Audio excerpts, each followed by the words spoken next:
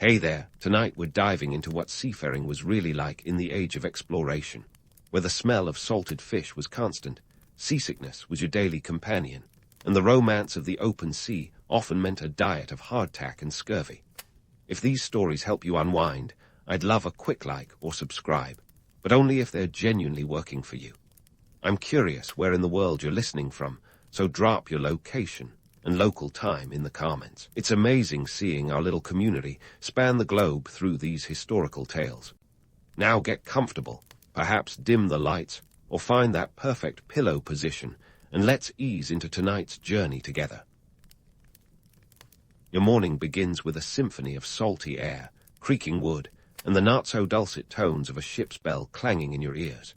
Welcome aboard a 16th-century galleon, where the romance of the age of exploration meets the gritty reality of cramped quarters and questionable hygiene. You might think you're in for a day of adventure, but let's be real. Today, you're going to learn just how much it stinks to live like a sailor in the golden age of discovery. First off, forget any fantasies of spacious decks and elegant cabins. This isn't a luxury cruise. It's more of a floating wooden sardine can. The galleon you're imagining isn't a sprawling palace at sea. In fact, these beasts of burden were around 200 feet long, which is only slightly more impressive than 2 basketball courts end to end. And those decks, packed tighter than a can of anchovies. Between the cargo, cannons, and crew, every square inch is a dance of coordinated chaos. Speaking of chaos, let's talk about your new sleeping arrangements. You get to sling a hammock, if you're lucky. Otherwise, you're rolling up in a heap on the floor. Being part of the 100-strong crew means you're definitely not lounging in the so-called captain's quarters. A good night's sleep here is less about luxury and more about not getting stepped on during the night by a bleary-eyed deckhand. Ever wonder who's in charge of this barely controlled chaos? Meet the captain, your fearless leader, or at least that's what the official documents will tell you. But don't mistake the captain for a modern CEO. This guy's job is as much about keeping the peace among a ragtag crew as it is about navigating the high seas. The captain's quarters might sound glamorous, but don't be fooled. They're more utilitarian than royal, often consisting of a small cabin behind the ship's wheel, filled with maps, a bed, and not much else. Below the captain in the ship's hierarchy, you have the officers and then the rest of you, the scrappy sailors and deckhands. It's a pecking order as rigid as the ship's beams, and believe me, the social dynamics make Game of Thrones look like a day in kindergarten. Step out of line, and you might find yourself on the wrong end of a cat-o'-nine-tails, because nothing says team building like a good flogging. Now, about that breakfast. Hungry, you might want to set your expectations as low as the ship's bilge. Your menu: hardtack, salt pork, and maybe, if it's a special day, a splash of ale. Hardtack, for the uninitiated, is essentially a biscuit that's been baked so hard you could use it as a weapon. And yes, it often comes with a side of weevils for extra protein. Bon appetit. As you munch through your culinary delights, it's a good time to bust a few myths about life at sea. You may have heard tales of buccaneers living the high life with barrels of rum and fine dining. The reality: these journeys were perilous, costly, and often downright miserable. It was less about high adventure and more about survival, dodging scurvy, storms, and sometimes the Spanish Armada. The cost of keeping a ship afloat was as daunting as the ocean itself. We're talking thousands of pounds for a single expedition, a small fortune in the 16th century, and you thought your student loans were bad. Next up, daily duties. These are no mere chores, it's a survival game. You'll scrub the decks, mend the sails, and haul the lines, all while trying not to get caught in the rigging or swept overboard. It's a maritime ballet of sweat and swearing, and everyone has to pull their weight. If you thought you could sneak off for a quick nap, think again. The sea is a demanding mistress, and she doesn't tolerate slackers. As the sun climbs higher, you get a sense of the bigger picture. This isn't just a floating fortress. It's the cutting edge of an economic and geopolitical arms race. The age of exploration was fueled by nations hell-bent on empire building, each trying to outdo the other in the race for new lands and riches. The Spanish, Portuguese, English, and Dutch were slugging it out across the oceans, staking claims and planting flags like they were playing an early version of Risk. But why did it matter? Simple: wealth and power. Control the seas, and you control trade routes, resources, and influence. This was the era of mercantilism, where nations believed that the amount of wealth in the world was finite, and whoever grabbed the most got to be king of the hill. These voyages were high stakes, high risk, and often high casualties. You're not just a sailor, you're a soldier in an economic war. As noon approaches, the sun beats down mercilessly, and you find yourself in a rhythm of labor and camaraderie. There's something oddly comforting about the predictability of the ship's routine, even if it's punctuated by the occasional bout of seasickness or a sudden squall. The camaraderie is real, forged in the crucible of hardship and shared goals. You might not have much, but what you do have is a community, albeit one that smells like fish and sweat. By afternoon, the ship's cook, often an older sailor too infirm for deck work, has been clanging pots and pans in the galley, preparing your next culinary masterpiece. Again, temper those expectations. Lunch might consist of a stew made from whatever's left in the barrel. If you're lucky, it's fresh enough to be edible without a side of dysentery. If not, well, just remember to chew fast and hope for the best. As you navigate the afternoon tasks, you can't help but reflect on the myth of the romantic sea voyage. Sure, there are moments of breathtaking beauty. Sunsets that paint the sky in hues you didn't know existed, the sight of dolphins playing in the ship's wake, and the thrill of land finally appearing on the horizon. But these moments are fleeting, often overshadowed by the grind of daily life at sea. And let's not forget the hazards. These waters are as treacherous as they are vast, with storms that can rip a ship apart and doldrums that can leave you stranded for weeks. Then there are the diseases, scurvy being the most infamous. Without fresh fruits and vegetables, your gums swell, your teeth fall out, and you're left wishing for a swift end. It's a harsh reminder that nature doesn't care about your dreams of glory. As the day wears on, you notice the subtle tensions that simmer below the surface. The officers occasionally glance at the compass, then at the sun, calculating the ship's position with all the precision of a medieval GPS.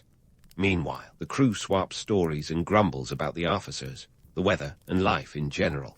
It's a fragile ecosystem of authority and rebellion, one that can tip into mutiny with the right or wrong push. By evening, as the sun dips below the horizon, the ship settles into a quieter rhythm. The day's work is done, and the crew gathers for a bit of respite. Maybe someone breaks out a fiddle, and you find yourself joining in a raucous sea shanty. The lyrics are a blend of nonsense and nostalgia. There's a strange comfort in it, a reminder that even in the harshest conditions, people find ways to connect. As darkness envelops the ship, you sling your hammock and try to get comfortable, lulled by the gentle rocking of the galleon. It's been a long day, filled with hard work, camaraderie, and the ever-present specter of danger. You might not be setting foot on new lands or discovering untold riches just yet, but you're part of something bigger, a voyage that's shaping the course of history, one knot at a time. And there it is, the unvarnished truth of life at sea during the age of exploration. It's not all swashbuckling and treasure maps, but it's a world unto itself, full of grit, determination, and the relentless pursuit of the unknown. Tomorrow will bring new challenges and new horizons, but for now, you let the rhythm of the waves carry you into sleep. As the waves gently rock you to sleep, let's dive into the navigational mysteries that kept the age of exploration from becoming the age of misadventure. You see, steering a ship in the 16th century wasn't as simple as plugging coordinates into a GPS and hitting go. Nope, back then sailors relied on the stars, the sun, and a little bit of luck, or a lot, depending on the day. Let's talk about the astrolabe, the medieval mariner's best friend, or perhaps their worst frenemy. This nifty tool, looking a bit like a brass dinner plate with a Swiss cheese design, was the height of navigational technology. It allowed sailors to measure the angle between the horizon and the sun or a star, giving them a rough idea of their latitude. But before you get too impressed, remember that the seas can be as temperamental as a cat at a bath. Cloudy skies and stormy weather could render the astrolabe about as useful as a chocolate teapot. Then there was the cross staff, the low-budget alternative to the astrolabe. Picture a T-shaped stick that sailors would hold up to the horizon to measure angles. It was cheap, cheerful, and required sticking it close to your eyeball. Risky business when the ship's deck was pitching like a roller coaster. Needless to say, these methods led to some rather creative navigation. Let's just say Columbus didn't land in the Bahamas because he was aiming for a beach vacation. He thought he was in Asia, over 7,000 miles off target. Oops. If you think navigating by the stars was stressful, Wait until you hear about the stakes involved. We're talking about voyages that could make or break entire economies. The age of exploration was driven by the insatiable European appetite for spices, which weren't just about flavor. No, these were the 16th century equivalent of cryptocurrency, minus the blockchain. Spices like pepper, nutmeg, and clove were worth their weight in gold, quite literally. In some cases, a single nutmeg could fetch the price of a sheep. Imagine that next time you sprinkle a bit on your eggnog. Voyages were funded by kings, queens, and wealthy merchants, each hoping to cash in on these aromatic treasures. But the ocean was less an open highway and more a watery minefield. One misplaced island on a map could spell disaster. Take the fabled island of Antalya, which appeared on maps for centuries, despite never existing. Many ships spent months chasing this mirage, burning through supplies and morale faster than a modern-day startup burns through venture capital. And while we're myth-busting, let's address the notion of these voyages being romantic quests for glory. In reality, they were as much about spreadsheets as they were about swashbuckling. Navigators and captains had to keep meticulous records of their journeys, day by day, knot by knot, to avoid the financial ruin of their sponsors. The pressure was immense. You might be dreaming of spices and riches, but lose your bearings, and you could end up swapping the promise of gold for a lifetime of debt. The economic stakes were directly tied to the geopolitical chessboard of the time. Nations weren't just exploring, they were colonizing, exploiting, and occasionally outright stealing. It was a ruthless game of monopoly played on a global scale. The Portuguese, for instance, established a near monopoly on the spice trade by controlling key ports in the Indian Ocean, while the Spanish were busy mining silver in the Americas. This wasn't just about discovery, it was about domination. And yet, amid the high stakes, there was an undeniable allure to these voyages. The idea of distant lands filled with untold riches and exotic marvels was irresistible. It's the same kind of romanticism that has people dreaming of space travel today, though hopefully with fewer scurvy outbreaks. But as with all grand dreams, reality had a way of complicating the narrative. For every tale of discovery, there were whispers of shipwrecks, lost crews, and fortunes dashed against rocky shores. So, as you drift off on that hard-won hammock, remember that each sailor's journey was a delicate dance between the known and unknown, guided by the stars and the whims of the ocean. The age of exploration was less about the destinations and more about the journey, a heady mix of ambition, greed, and the eternal human desire to see what lies just beyond the horizon. And as dawn breaks, you're primed for another day in this relentless pursuit of the unknown. As the waves rock your hammock and dreams of uncharted lands fill your head, there's no escaping the high-stakes game of international rivalry unfolding on the high seas. This isn't just a voyage for spices and silk. It's a geopolitical chess match with entire empires on the line. The age of exploration was a world where letters of marque could transform a mundane sea captain into a state-sanctioned privateer, essentially a pirate with a permission slip from the crown. Talk about a career change. Let's dive into this murky world where national pride and personal profit were two sides of the same tarnished coin. Spain and Portugal were the heavyweights, slugging it out for dominance over the lucrative spice routes. They weren't alone for long. England and the Netherlands soon muscled in, eager to carve out their own slices of the global pie. This wasn't just about finding new lands. It was about who could claim the most and who could exploit it the best. Forget the romantic visions of explorers planting flags. This was empire building with a side of cutthroat competition. But what's a little global rivalry without some high-seas skullduggery? Enter the privateers. With a letter of marque in hand, captains were authorized to attack enemy ships and keep a share of the loot for themselves. Imagine the perks, treasure, adventure, and all the thrill of piracy without the pesky threat of a hanging. It was a win-win, as long as you didn't get caught by the wrong navy. The English sea dogs, like Sir Francis Drake, became legends, raiding Spanish galleons and filling English coffers with gold and silver. Drake's circumnavigation of the globe in 1577-1580 wasn't just a daring expedition. It was an act of state-sponsored piracy that netted a tidy profit, enough to pay off England's national debt several times over.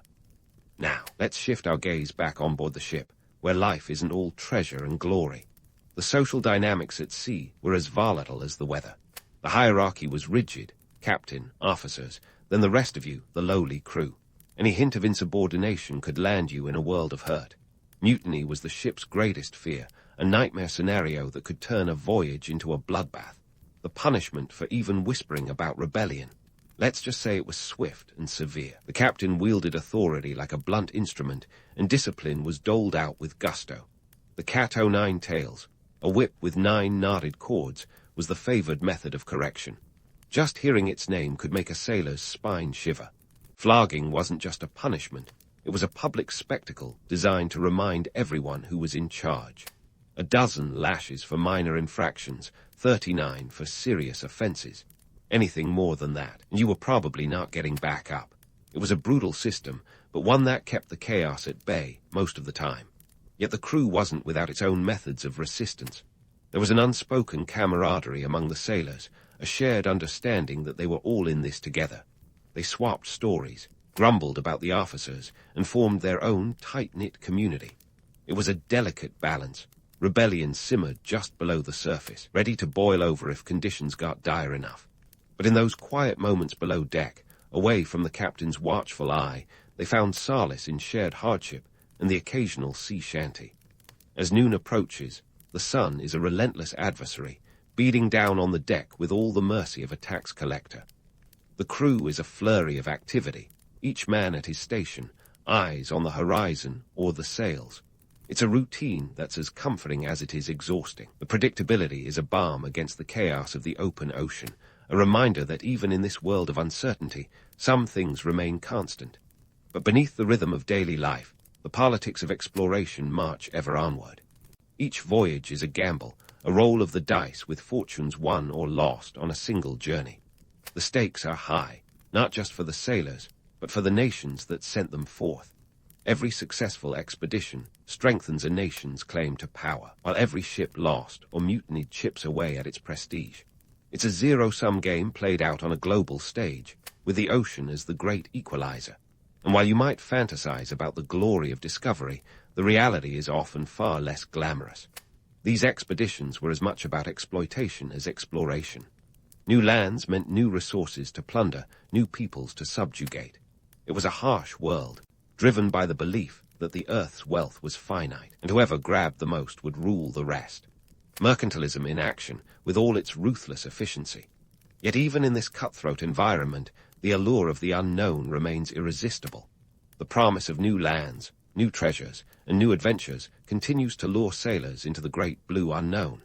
It's a world of contradictions, romance and reality, ambition and greed, discovery and destruction, all playing out on the decks of these creaking ships. So as the sun reaches its zenith, casting shadows across the deck, you find yourself caught between two worlds, the myth and the reality. The legend of the age of exploration is alive and well, but so too is the harsh truth beneath it. It's a story that's far from over, and as the afternoon wears on, you're left pondering what the next chapter will hold. Will you be a part of it, or merely swept along by the tide? Only time will tell in this grand adventure on the high seas. As the afternoon sun dips toward the horizon, casting long shadows over the deck, you find yourself pondering what the next chapter will hold. The tales that float around this ship are as captivating as the endless sea itself. From mermaids luring sailors to their doom, to ghost ships crewed by the damned, maritime myths are the bread and butter of seafaring folklore. It's as if the ocean, vast and unknowable, invites us to fill its depths with the products of our imagination. Let's start with mermaids, those alluring half-fish, half-human sirens who supposedly lead sailors astray. In truth, the only thing more intoxicating than their song was probably the grog in the sailors' bellies. You see, these mythical creatures were likely inspired by manatees or dugongs, hardly the stuff of romantic dreams unless you're into corpulent sea mammals. But when you've been at sea for months, squinting through the salt spray, even a sea cow might start to look like a supermodel. It's a classic case of sea-induced wishful thinking, where loneliness and imagination conspire to make the mundane magical. And then there are the ghost ships. Take the Flying Dutchman, for instance, a tale as enduring as it is eerie.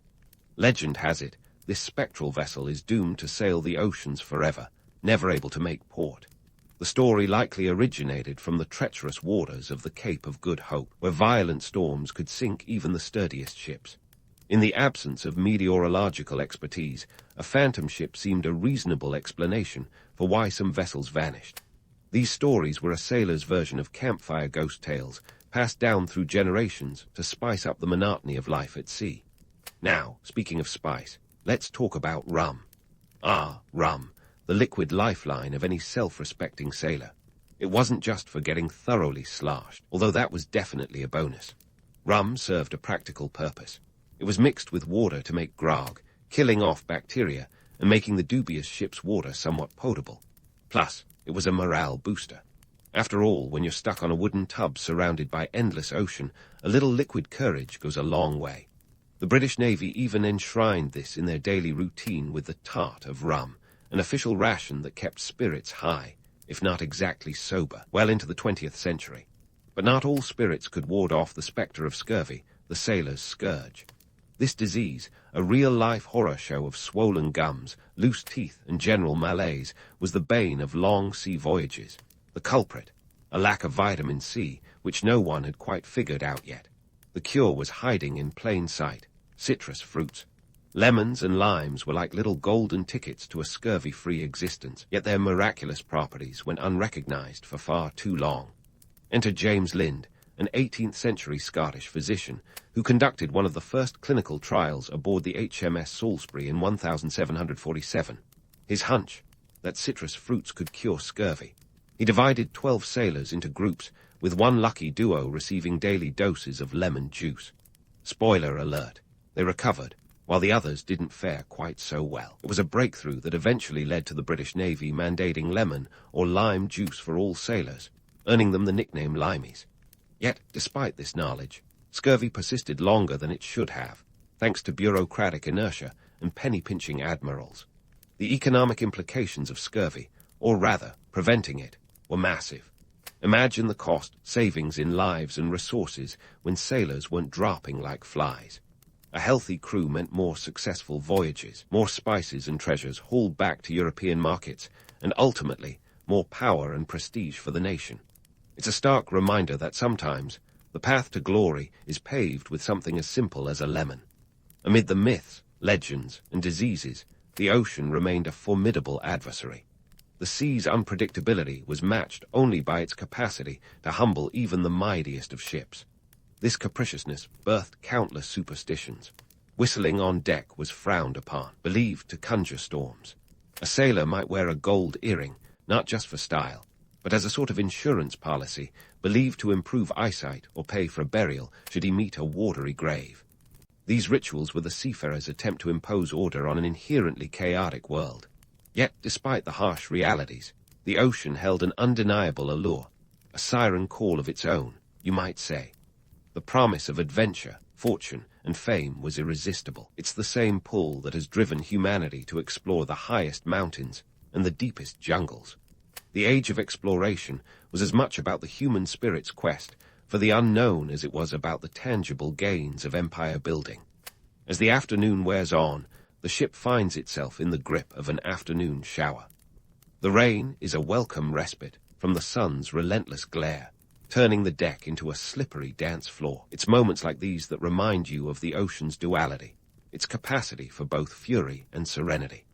The rain also brings a brief pause in the day's labors, allowing for a moment of reflection, or perhaps another round of tall tales. In this world of salt and sails, where myth and reality intertwine, you begin to see the bigger picture. The ocean isn't just a backdrop for adventure. It's a living entity, shaping the lives and destinies of those who dare to traverse it. It's a place where dreams and nightmares coexist, where the boundaries between the possible and the impossible blur like the horizon at dusk. So, as the rain subsides and the ship resumes its course, you find yourself caught up in the timeless dance of exploration. The myths may be fanciful, the realities harsh, but together they weave a tapestry as intricate and profound as the ocean itself. Each day on this wooden world is a step into the unknown, a testament to humanity's enduring curiosity and tenacity. As evening approaches, the horizon is a canvas painted with the hues of adventure, beckoning you to ponder what lies beyond. The mysteries of the sea, both real and imagined, continue to captivate and confound. And as the ship sails on, so too does the story of the age of exploration, a saga that's far from over. With the promise of new horizons and uncharted waters ahead, you brace yourself for whatever tomorrow may bring, knowing that, in the end, it's the journey that truly matters. As evening drapes a star-studded cloak over the ocean, you find yourself musing about the legacy of these grand voyages. The age of exploration wasn't just about mapping the unknown. It was an era that redefined the world in ways both wondrous and woeful. Let's unravel the tangled threads of cultural exchange and colonial consequence that these journeys wove into the fabric of history. First, let's talk about the cultural exchanges, because who doesn't love a little cross-cultural blender action? On one side, you've got the introduction of tomatoes, potatoes, and cocoa to Europe, which forever changed culinary landscapes. Imagine Italy without tomatoes or Switzerland without chocolate. A bleak, flavorless existence. These new foods didn't just spice up dinner plates. They reshaped economies and diets across the continent. The humble potato, for instance, became a staple crop that fed millions, fueling population booms and even triggering socio-political shifts. Who knew a tuber could wield so much power? But it wasn't just a one-way street. The old world had plenty to offer the new. Horses galloped across the Americas, transforming native societies with their speed and utility. Sugar cane, brought to the Caribbean, laid the groundwork for what would become a sugar-fueled economic juggernaut. And let's not forget about disease, a less savory export. Smallpox, measles, and other European maladies swept through indigenous populations like wildfire, decimating entire communities. These diseases were the grim reapers of the age of exploration, responsible for the deaths of tens of millions, leaving scars on the native world that would never fully heal. Speaking of scars, let's pivot to the colonial consequences that lurk beneath the romantic veneer of exploration. Picture this. European powers racing to carve up the world like it's a Thanksgiving turkey, with little regard for the people who already live there. We're talking about the establishment of colonies, exploitation of resources, and the subjugation of local populations. The Spanish conquistadors, for example, overthrew mighty empires like the Aztecs and Incas, driven by the promise of gold and glory. Hernán Cortés and Francisco Pizarro weren't just explorers. They were harbingers of destruction, toppling civilizations with a mix of military might and biological warfare. The economic motives behind this colonial frenzy were as transparent as the Caribbean Sea. Mercantilism was the name of the game, and the world was the playing field. The idea was simple: hoard as much wealth as possible, because in a zero-sum system, your gain is someone else's loss. Colonies became essential cogs in this machine, supplying raw materials and serving as markets for European goods.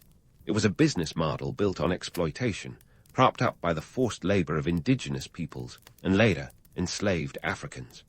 The transatlantic slave trade, with its brutal human cost, was a dark chapter in this saga, moving millions across oceans in horrifying conditions to fuel the insatiable demand for labor. But let's not pretend the explorers themselves were all villains twirling mustaches atop piles of treasure.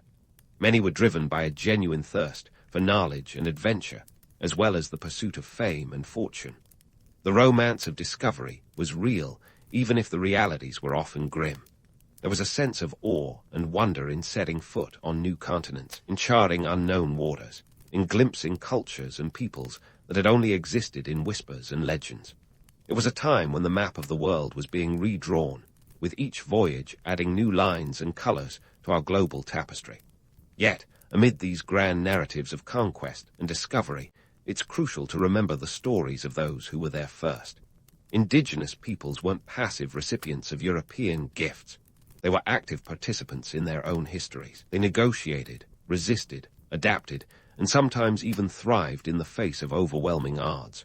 Their resilience and ingenuity are often overshadowed by the larger-than-life figures of the explorers, but they are an integral part of the story. As night deepens, you might wonder about the legacy of this age. It's a complex patchwork, stitched together with threads of triumph and tragedy. The age of exploration expanded horizons, but it also exposed the darker sides of human ambition. It brought the world closer together, yet it also sowed seeds of conflict and inequality that persist to this day. It was an era that shaped nations and destinies, an era of relentless pursuit and inevitable consequence. So, as you lie in your hammock, rocked gently by the waves, what's the takeaway? Maybe it's a reminder that history is rarely black and white. It's a kaleidoscope of shades, where the romantic and the ruthless coexist in dizzying complexity.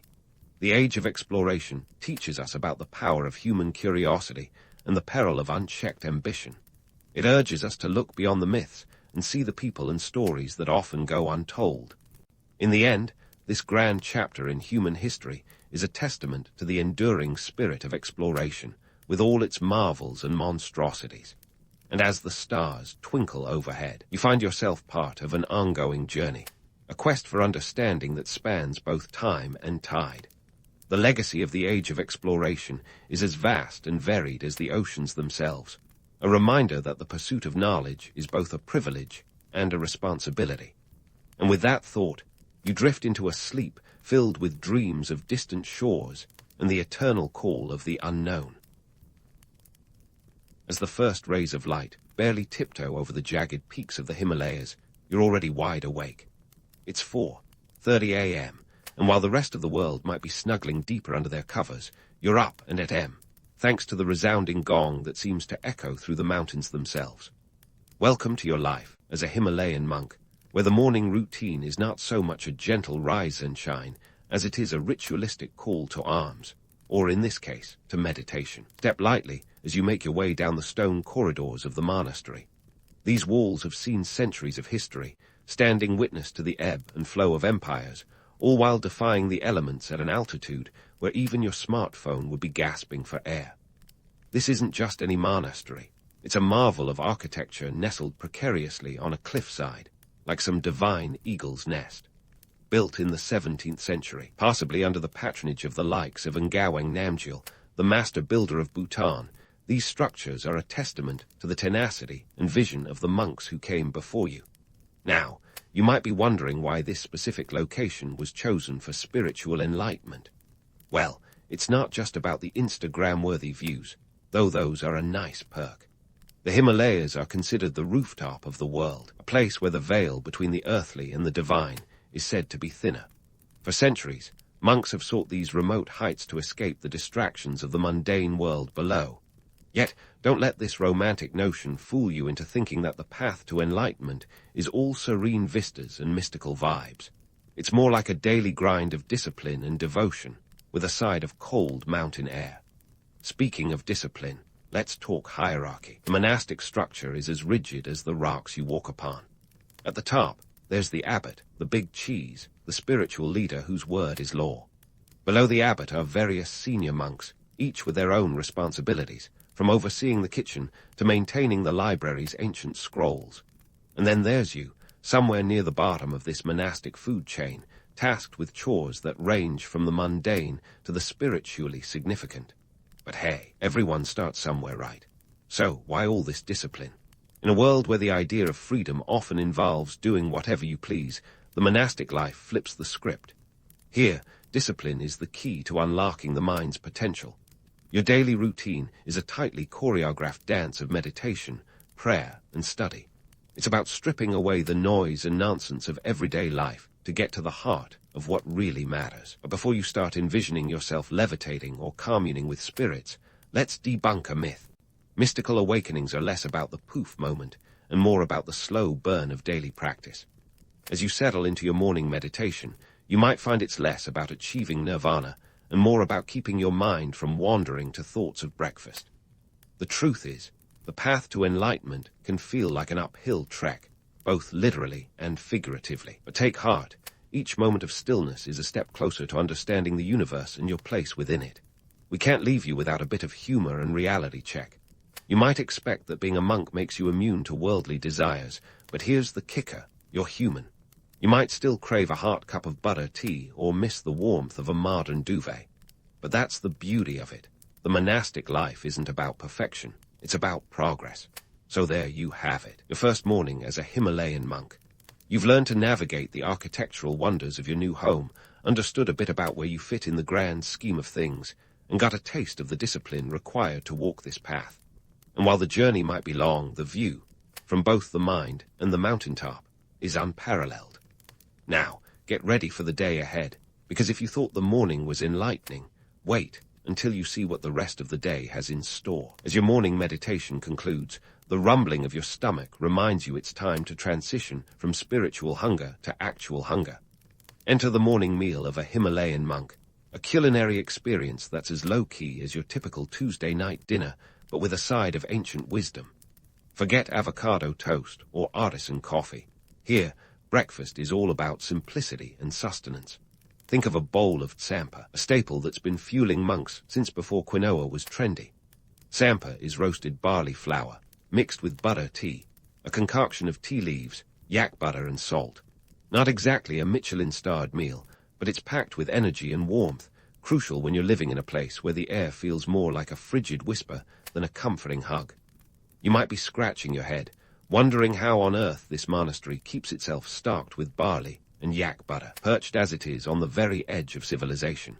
Here's where the economic logistics come in, and believe me, the story is as rich as a slice of New York cheesecake. Monasteries like yours were historically sustained through a mix of strategic trade, local agriculture, and the generosity of patrons. Back in the day, the Silk Road wasn't just a snazzy name for an online marketplace. It was a vital network of trade routes stretching over 4,000 miles, connecting east and west. While you won't find monks haggling over silk scarves, you would find them situated strategically along these routes, with traders often stopping by to offer goods in exchange for a blessing or two. But the real unsung heroes of this economic ecosystem were the local communities. Villagers in the surrounding regions would often donate food and resources, not out of obligation, but as an act of merit-making. Think of it as spiritual philanthropy. It wasn't just about filling the monks' bellies. It was about filling their own spiritual bank accounts. And let's not forget the more substantial donations from wealthy patrons or rulers. These patrons weren't just in it for the karma points. Supporting a monastery was a power play of sorts, a way to flaunt influence and secure divine favor. After all, if you can't get an endorsement from the heavens, a nod from the monks will do. Now, let's dig deeper into the monks' daily grind. Beyond meditation and meals, there's a significant scholarly side to monastic life. While you're not exactly penning the next great novel, you are helping preserve ancient texts, because someone's gotta save those wisdom-filled parchments from being turned into yak cheese wrappers. Monasteries were like the original Silicon Valley for ancient manuscripts, a hotbed of knowledge and innovation. Monks meticulously copied texts by hand, preserving everything from religious scriptures to scientific treatises. And here's the kicker. This scholarly pursuit wasn't just about hoarding knowledge like some kind of intellectual dragon. By preserving these texts, monasteries maintained a link to the past, a bridge connecting generations. The preservation of texts ensured that the wisdom of the ancients wasn't lost to the sands of time or the snowy peaks of the Himalayas. In this case, this intersection of spirituality and scholarship is where things get fascinating. It's like a spiritual TED talk that's been running for centuries, long before anyone thought of slapping on a headset and pacing a stage. But don't be fooled into thinking this was purely a noble pursuit. Let's bust another myth. Monasteries weren't always serene sanctuaries of wisdom. They could be as politically charged as a modern-day parliament, with power struggles and debates over doctrine. Monks were often involved in the power dynamics of their regions, sometimes acting as advisors to rulers or even as political operatives. It's a reminder that human nature is consistent, whether you're in a boardroom or a monastery. Power, influence, and politics have always been part of the equation, even in a place supposed to be above such worldly concerns. So, as you savor your morning meal, think about the complex web of trade, donations, and knowledge preservation that keeps the monastery humming. It's a system that's as intricate as the Himalayan peaks themselves, a testament to the ingenuity and resilience of those who sought both enlightenment and survival in these remote heights. And while the romantic notion of monastic life might suggest a serene, isolated existence, the reality is a vibrant tapestry of economic, scholarly, and spiritual threads, all woven together to support a community dedicated to something greater than themselves. With breakfast behind you and the day stretching ahead, you're not just a monk in a mountain retreat. You're part of a living tradition, a centuries-old dance between the material and the spiritual, the past, and the present. And as you take your next steps, remember, it's not just about the journey to enlightenment, it's about understanding the landscape that shapes it. So, with your breakfast of tsampa and butter tea warming your insides, it's time to roll up your sleeves, or robes in this case, and dive into the midday chores that keep this monastic ship afloat. If you thought being a monk was all about sitting cross-legged in quiet contemplation, well, surprise. There's a whole lot of elbow grease involved, and it doesn't take a vow of silence to appreciate the irony. Let's start with the laundry. Up here, where the air is as thin as the plot of a daytime soap, washing clothes isn't about tossing them into a machine and pressing start. No, it's a full-contact sport. You and the other monks will be scrubbing your robes in icy streams that could make even a polar bear think twice. It's a humbling reminder that enlightenment might be about transcending the physical world, but it's hard to feel spiritually elevated when your fingers are numb from cold water. Once your robes are hung out to dry in the crisp mountain air, it's time to get your hands dirty in the monastery's garden. Yes, the harsh Himalayan climate is a challenge, but if monks have mastered one thing, it's resilience.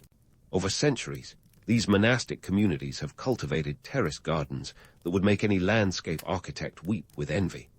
They grow everything from potatoes to medicinal herbs, relying on ancient agricultural techniques that, frankly, put modern organic farming to shame. It's not just about self-sufficiency, though that's a big part of it.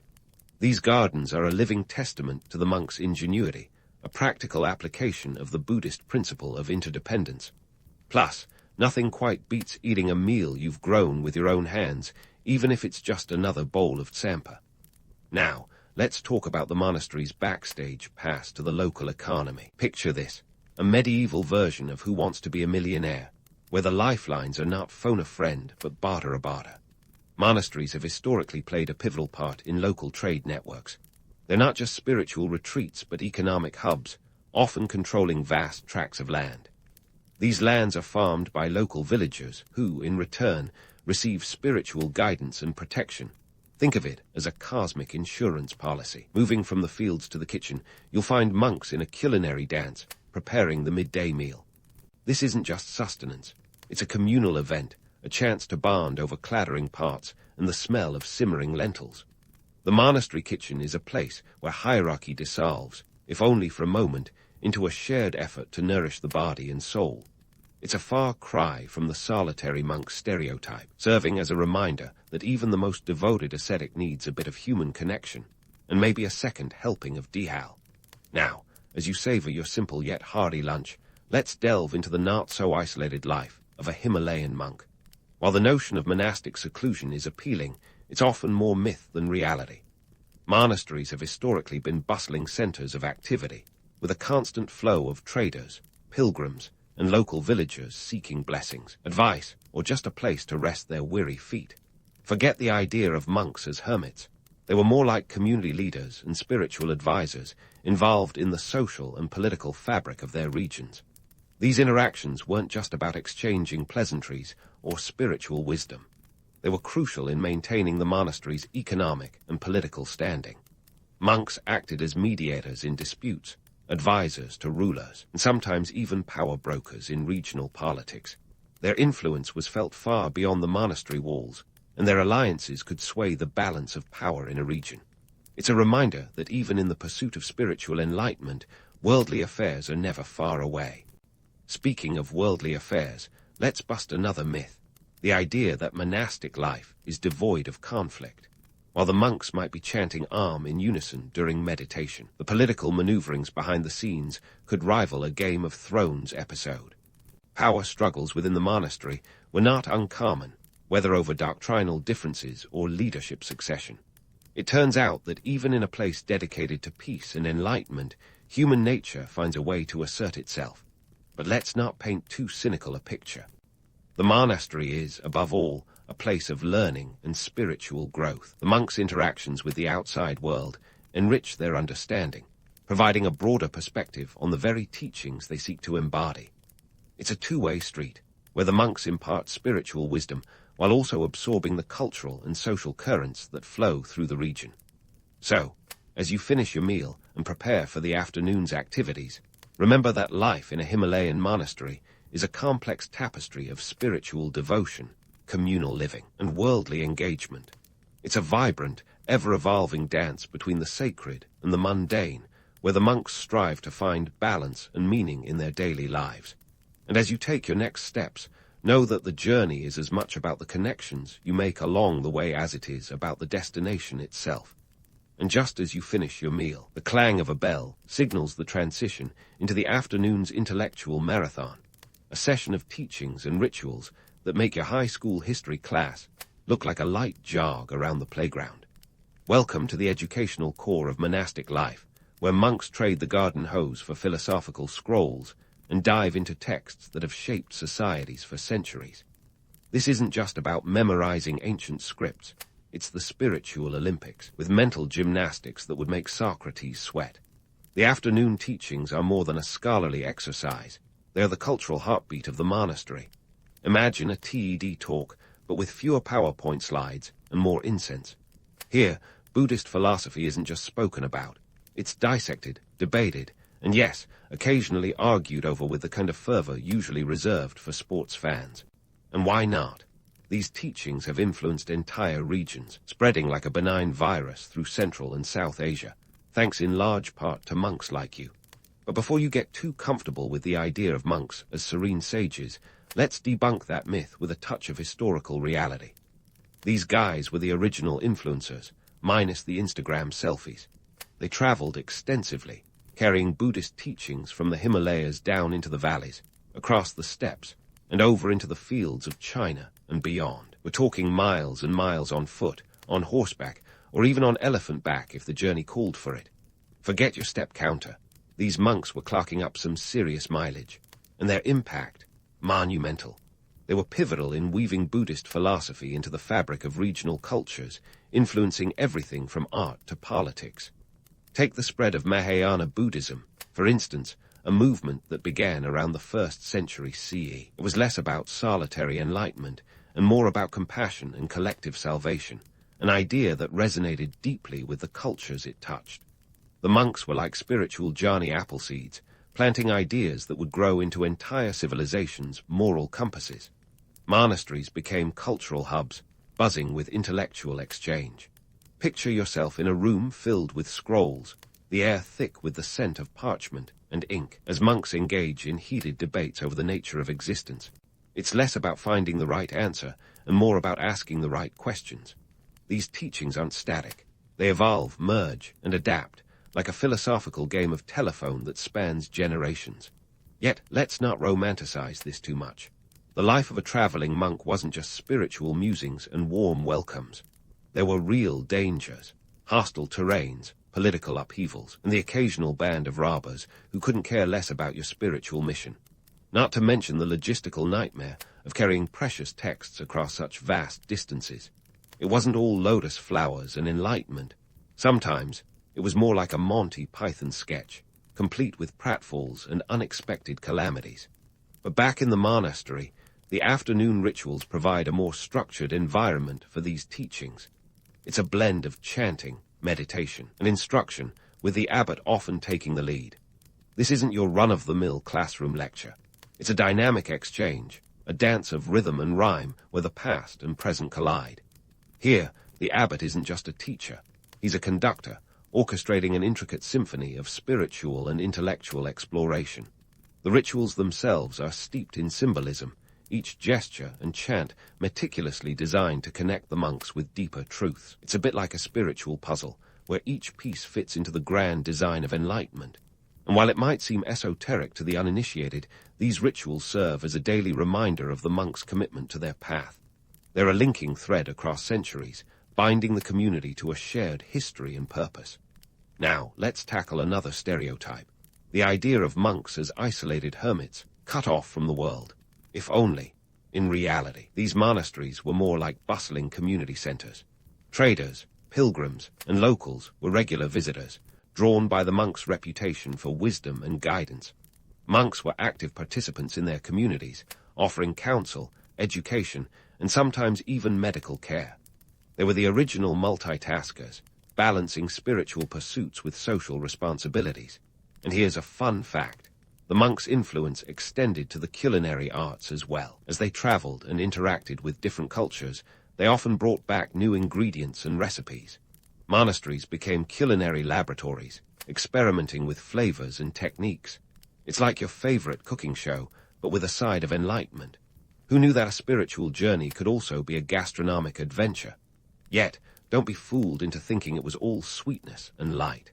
Politics were never far from the monks' doorstep. They had to navigate complex relationships with local rulers, balancing their spiritual mission with political realities. It was a high-wire act, a constant negotiation between maintaining autonomy and fostering alliances. The stakes were high, with monasteries sometimes finding themselves in the crosshairs of power struggles and territorial disputes. This dynamic engagement with the outside world wasn't just about survival.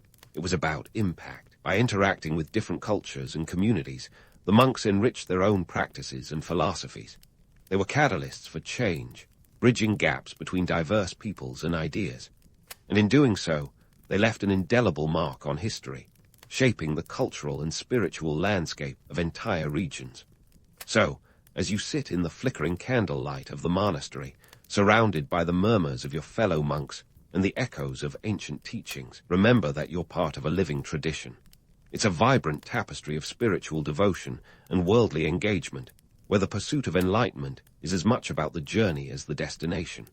And with the afternoon teachings behind you, it's clear that this path is anything but solitary. It's a shared adventure, a collective quest for understanding that transcends time and place. As the sun dips behind the peaks, and the cold mountain air begins to creep in, you find yourself reflecting on the day's teachings. You're not just a monk in a monastery. You're a link in a chain of history, a participant in an ancient dialogue that continues to shape the world.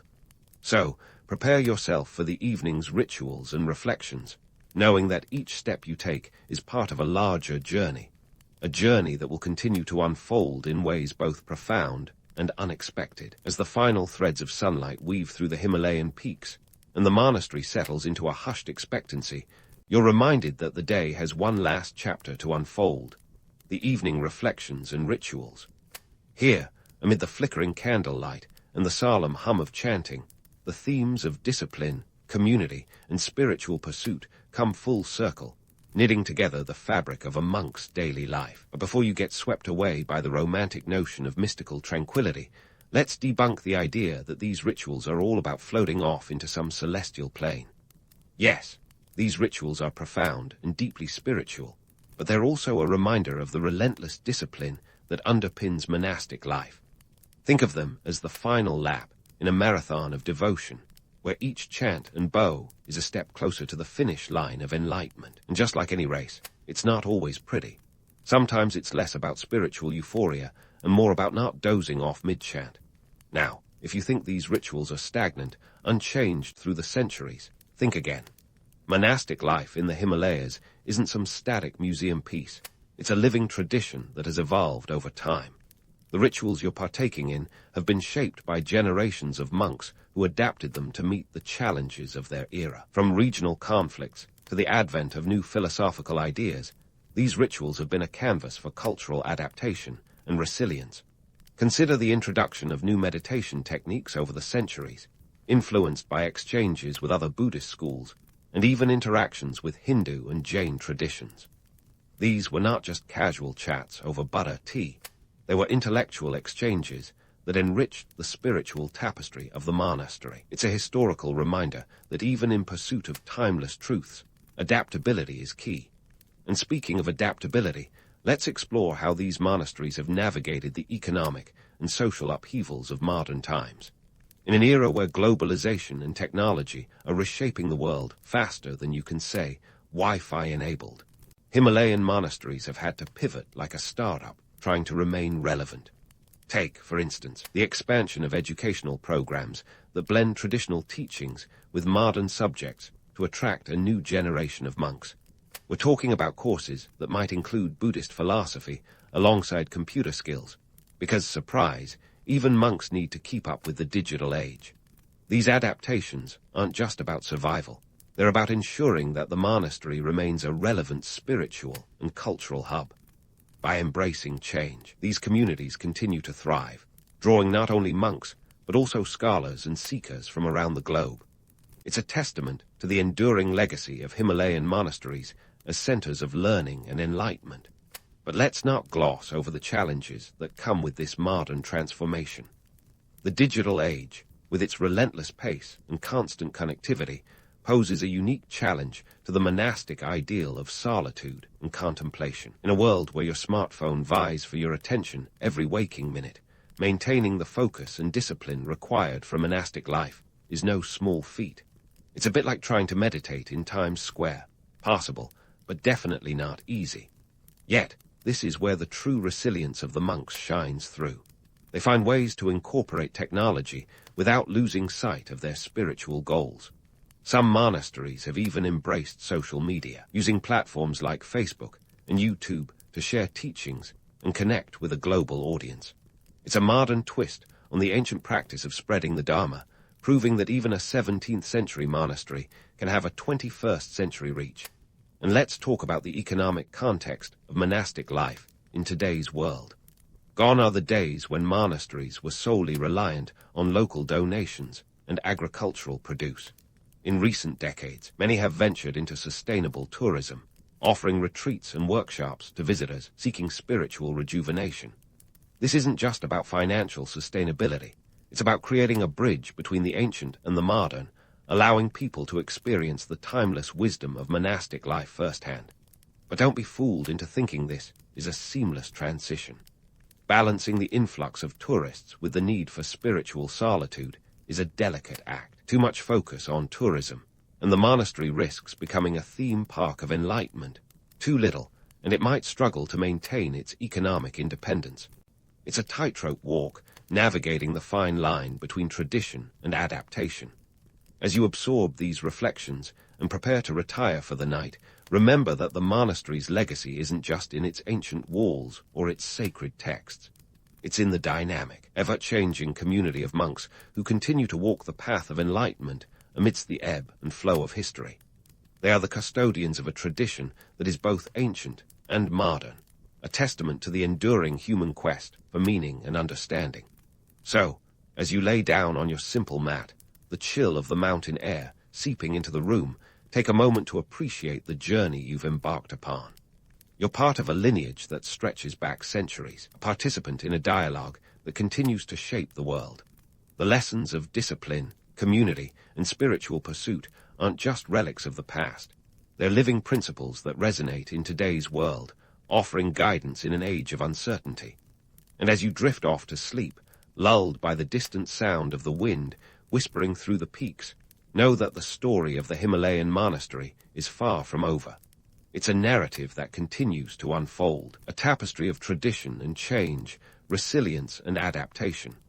And as long as there are monks willing to walk this path, the legacy of the monastery will endure, a beacon of light in the ever-shifting landscape of human history. In the 12th century, Europe was a bit like a medieval flea market. Merchants were the scrappy dealers, hawking their wares amidst a cacophony of languages, currencies, and a level of economic stability that a teetering unicycle might envy. Enter the Hanseatic League, a name that sounds like a medieval superhero squad, but was actually a coalition of merchants who decided that safety in numbers wasn't just for scaredy cats. These traders saw an opportunity amidst the chaos, a chance to band together for better trade deals and a little mutual protection, a concept as foreign to medieval Europe as a smartphone to a 9th century monk. Let's talk about the economic backdrop that set the stage for this unlikely alliance. In the medieval world, currency was more concept than concrete. Coins from different regions had as much in common as a cat and a goldfish. Imagine trying to run an international business when every transaction involves a different coin, each with a fluctuating value that would make even modern-day cryptocurrency seem rock solid. But these merchants were nothing if not resourceful. They knew that if they could stabilize their trading environments, they could rake in profits that were otherwise being lost to bandits, pirates, and the general unpredictability of the medieval economic game. Our story begins in the regions around the Baltic Sea, a body of water that connected places like Lübeck, Hamburg, and Riga. These were the wild frontiers of commerce, where ships laden with herring, the medieval equivalent of gold, set sail for northern ports. Herring was not just a fish, it was the fish, an oily silver currency that fueled more than just appetites. The merchants who controlled this essential commodity were like the oil barons of their day. The only problem, the waters were teeming with pirates whose business model could be summed up as take now, ask never. In response to this maritime menace, merchants began to form guilds and alliances, the early seeds of what would become the Hanseatic League. But this wasn't just about self-preservation, it was about power. These merchants realized that by banding together, they could negotiate better deals, secure trading privileges, and essentially write their own rules in a time when rules were often more suggestion than law. It was a shrewd move, akin to forming a medieval trade union with a side of naval militia. The League didn't just pop up overnight like mushrooms after a rainstorm. It evolved gradually, starting with a few key meetings and a lot of trust-building exercises that, one imagines, involved plenty of ale and possibly some spirited debates over the appropriate thickness of herring fillets. The first official mention of the Hanseatic League dates back to 1356, but its roots were already well entrenched by then. Lübeck, often called the Queen of the Hanseatic League, played a central role, hosting those early powwows where merchants hashed out plans like a medieval boardroom. At its height, the League was a sprawling network of about 200 cities, stretching from modern-day Germany to the edges of Russia. It was less a formal organization and more a loose confederation of merchants, each city vying for its own interests while adhering to a collective goal. The League's influence was such that it could impose blockades, dictate trade terms, and even wage wars. Imagine if your local Chamber of Commerce had its own navy, and you get the idea. The League's power was due in part to its strategic use of konter, essentially trade offices planted in key cities across Europe. These konter were like the Amazon fulfillment centers of their day, ensuring that goods flowed smoothly and efficiently. They were fortified and well organized, and crucially, they allowed the League to maintain a presence far beyond the Baltic. Now, this wasn't a seamless operation. The League's members were notorious for their squabbles and rivalries, but when it came to external threats or economic opportunity, they presented a united front that would have made the Roman Empire nod in approval. The Hanseatic League also had a penchant for getting involved in politics, proving that the line between commerce and governance was as blurry back then as it is today. They played kingmaker in several regions, using their economic clout as a bargaining chip to sway political decisions. And if you think that sounds like something straight out of a political thriller, you're not wrong. These merchants knew that power came from both wealth and alliances, and they leveraged both with a deftness that would make Machiavelli proud. However, don't let the romantic notion of a united merchant fleet sailing the high seas fool you. The League was no utopia. Internal disputes were as common as sea storms, and these quarrels could become as fierce as the North Sea in winter. Cities often squabbled over trade rights and profits, and the lack of a central governing body meant decisions were often slow and cumbersome, more like herding cats than steering a ship. Despite these challenges, the Hanseatic League stands as a testament to the power of cooperation in a world driven by chaos. It transformed the Baltic from a lawless stretch of water into a bustling artery of commerce, proving that even in the unpredictable world of medieval trade, a little organization could go a long way. So, next time you're stuck in traffic, spare a thought for those medieval merchants who managed to navigate the economic pandemonium of their time, turning a ragtag alliance into one of the most influential economic forces Europe had ever seen. Now, let's dive deeper into the fascinating world of the Hanseatic League's expansion. Imagine it as a medieval version of a sprawling pizza chain, but instead of pepperoni and cheese, the toppings were trade routes and economic clout. This wasn't just about adding more cities to a map. It was about creating a commercial behemoth that stretched its influence across northern Europe like a well-knit woolen blanket. How did they do it, you ask? The League expanded from a cozy club of a few trade-happy towns to a behemoth boasting over 200 cities. Picture a medieval monopoly board where cities like Lübeck, Hamburg, and Bremen weren't just properties with a hotel, but bustling centers of commerce and diplomacy. Unlike your game night, where the banker might slip a few extra hundreds under the table, the Hanseatic League played hardball with real stakes, control of the Baltic Sea trade routes.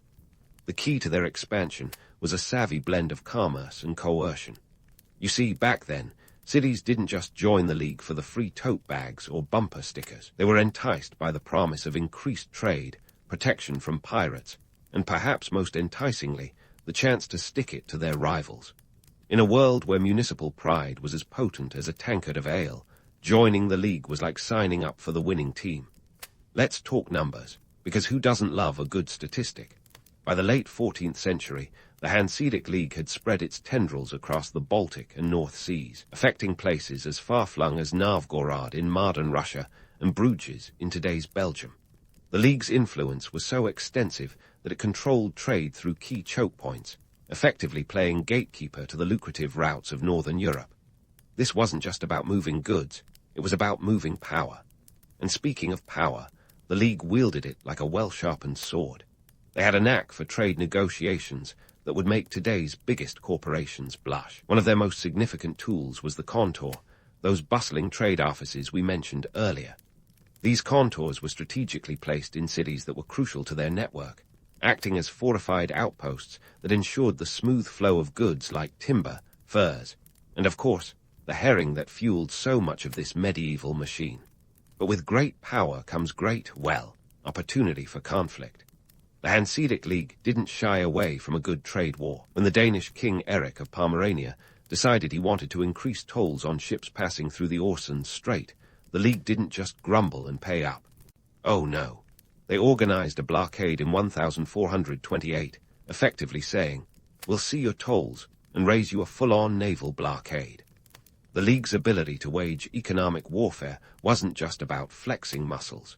It was a testament to their collective strength and strategic acumen. The League also played politics like a game of chess, always thinking several moves ahead.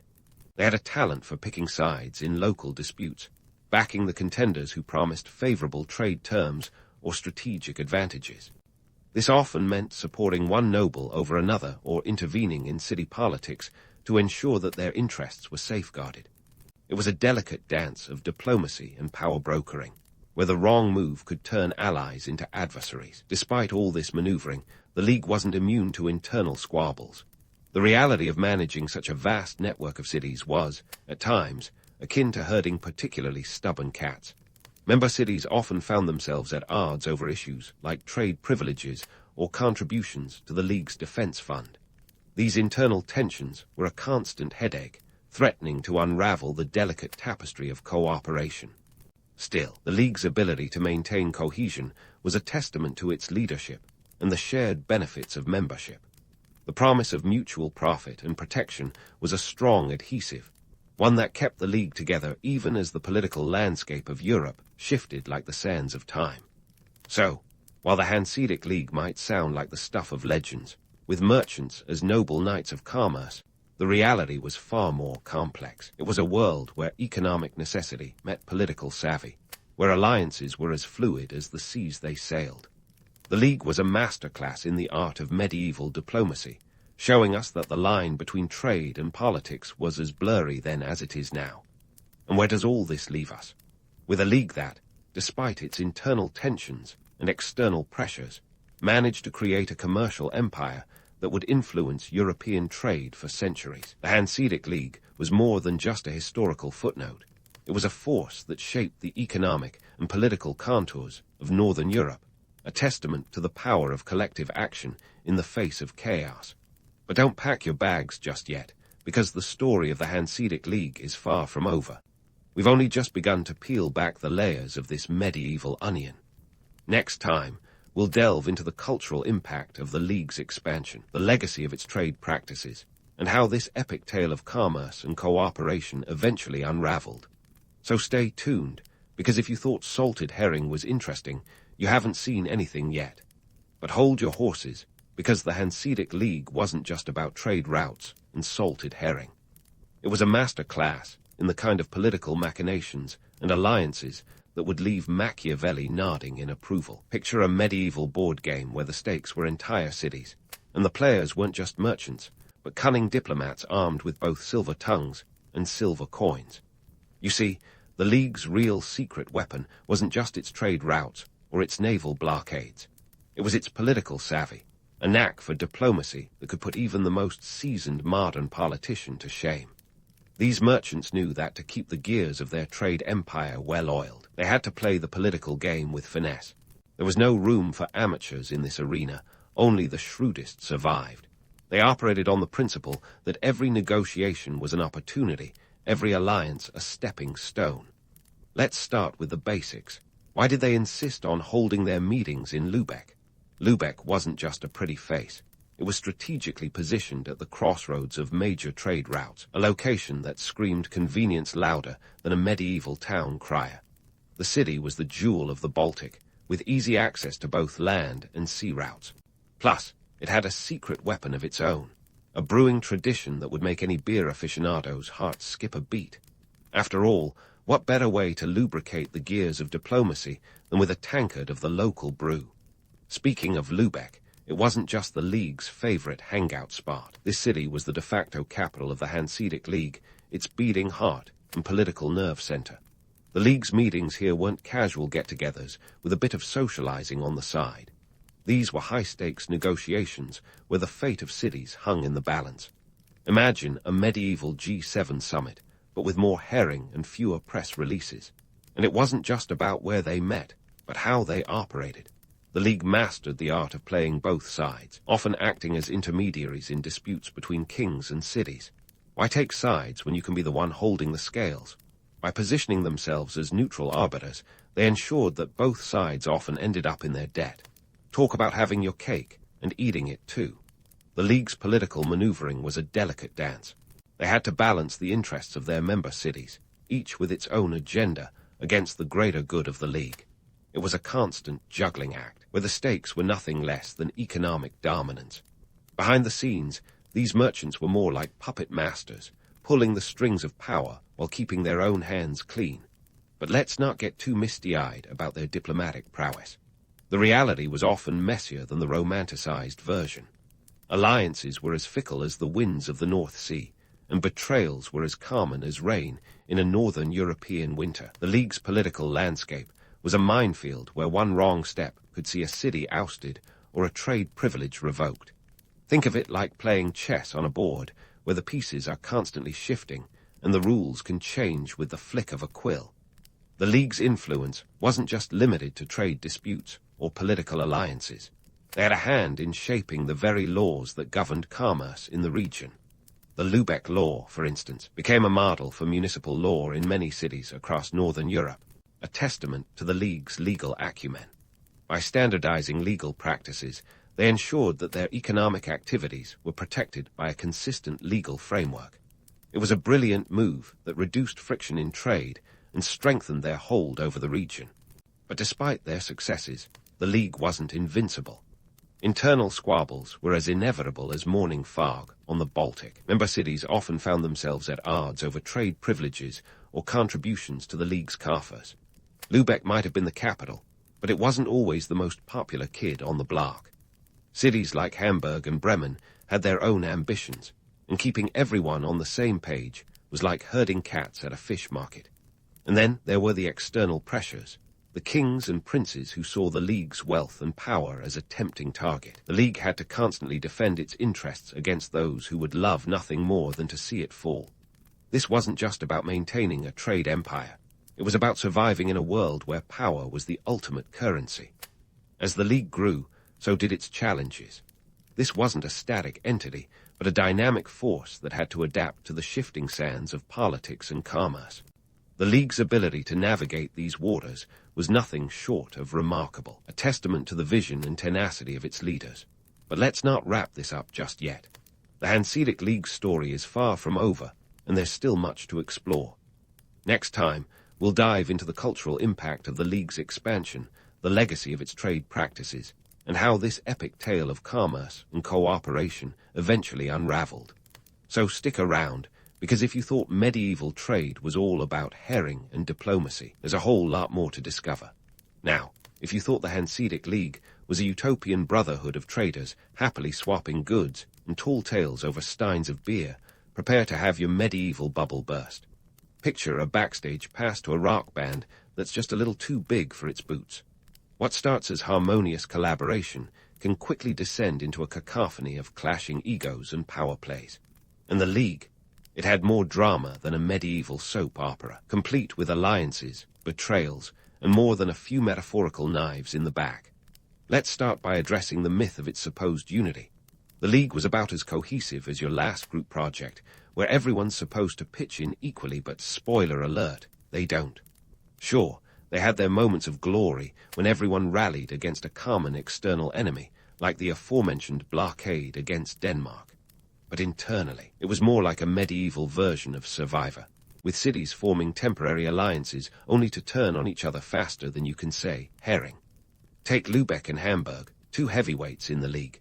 They were like the Lennon and McCartney of this commercial powerhouse, brilliant when working together, but prone to fallouts that could rock the whole group. Lübeck, being the self-proclaimed queen of the League, often tried to call the shots, while Hamburg wasn't about to play second fiddle. Their rivalry was as much about pride as it was about profit, each city vying for dominance in the Baltic trade. And it wasn't just those two. Cities like Cologne and Danzig, modern-day Gdansk, often found themselves at odds with Lübeck's leadership, questioning decisions and sometimes even threatening to break away. Imagine a family dinner where everyone has an opinion, but no one wants to be the one to do the dishes. These squabbles over trade routes, tolls, and taxes could erupt into full-blown disputes, with cities slapping each other with embargoes like they were playing an aggressive game of economic tag. But why all the drama? It boils down to the fundamental nature of the League itself, a loose confederation of cities with no centralized authority. In theory, this meant they could act collectively when needed. In practice, it was more like a medieval version of herding cats, with each city looking out for its own interests. The League's diet, or assembly, was supposed to be the ultimate decision-making body, but good luck getting a bunch of fiercely independent merchants to agree on anything more contentious than the weather. And speaking of contentious, let's not forget the external pressures. The Hanseatic League was a thorn in the side of more than a few monarchs and regional powers. Its economic clout made it a target for kings who saw the League's wealth as something to be tapped or taxed. Take King Valdemar Roman IV of Denmark, who decided that the League's growing influence was just a bit too much for his taste. His attempts to curb their power led to the League's military intervention in 1368, proving that when diplomacy failed, the League wasn't above flexing its naval muscles. But it wasn't just kings who had it out for the League. Competing trading powers like the Dutch and the English were always lurking, ready to pounce on any sign of weakness. These weren't just friendly neighbors. They were rivals waiting for the opportune moment to swoop in and claim a piece of the lucrative Baltic trade pie. In 1471, tensions with England reached a boiling point, leading to the Anglo-Hanseatic War. The League emerged victorious, but the conflict was a harbinger of the challenges to come. Amidst all this, the League had to contend with the evolution of trade itself. By the late 15th century, the rise of powerful nation-states and shifts in trade routes were like tectonic plates shifting under the League's feet. The discovery of the New World and the opening of new sea routes to Asia meant that the Baltic was no longer the commercial epicenter it once was. The League's once strategic control of the North Sea trade routes was rapidly losing its luster as global trade expanded and diversified. And let's not gloss over the internal economic pressures. The Konter, those bustling trade posts that had been the League's pride and joy, began to falter under the weight of mismanagement and corruption. In places like Bruges and Novgorod, the Konter became hotbeds of intrigue, with local officials more interested in lining their own pockets than serving the League's collective interests. It's the age-old story of power corrupting, and it didn't take long for the cracks to show. The economic model that had once been the League's greatest strength now became a liability. The decentralized nature that allowed for flexibility also meant a lack of cohesion when it came to implementing reforms or addressing internal corruption. The League's decision-making process, ponderous at the best of times, became a bureaucratic quagmire as it struggled to adapt to the rapidly changing economic landscape. So, what's the takeaway from all this intrigue and infighting?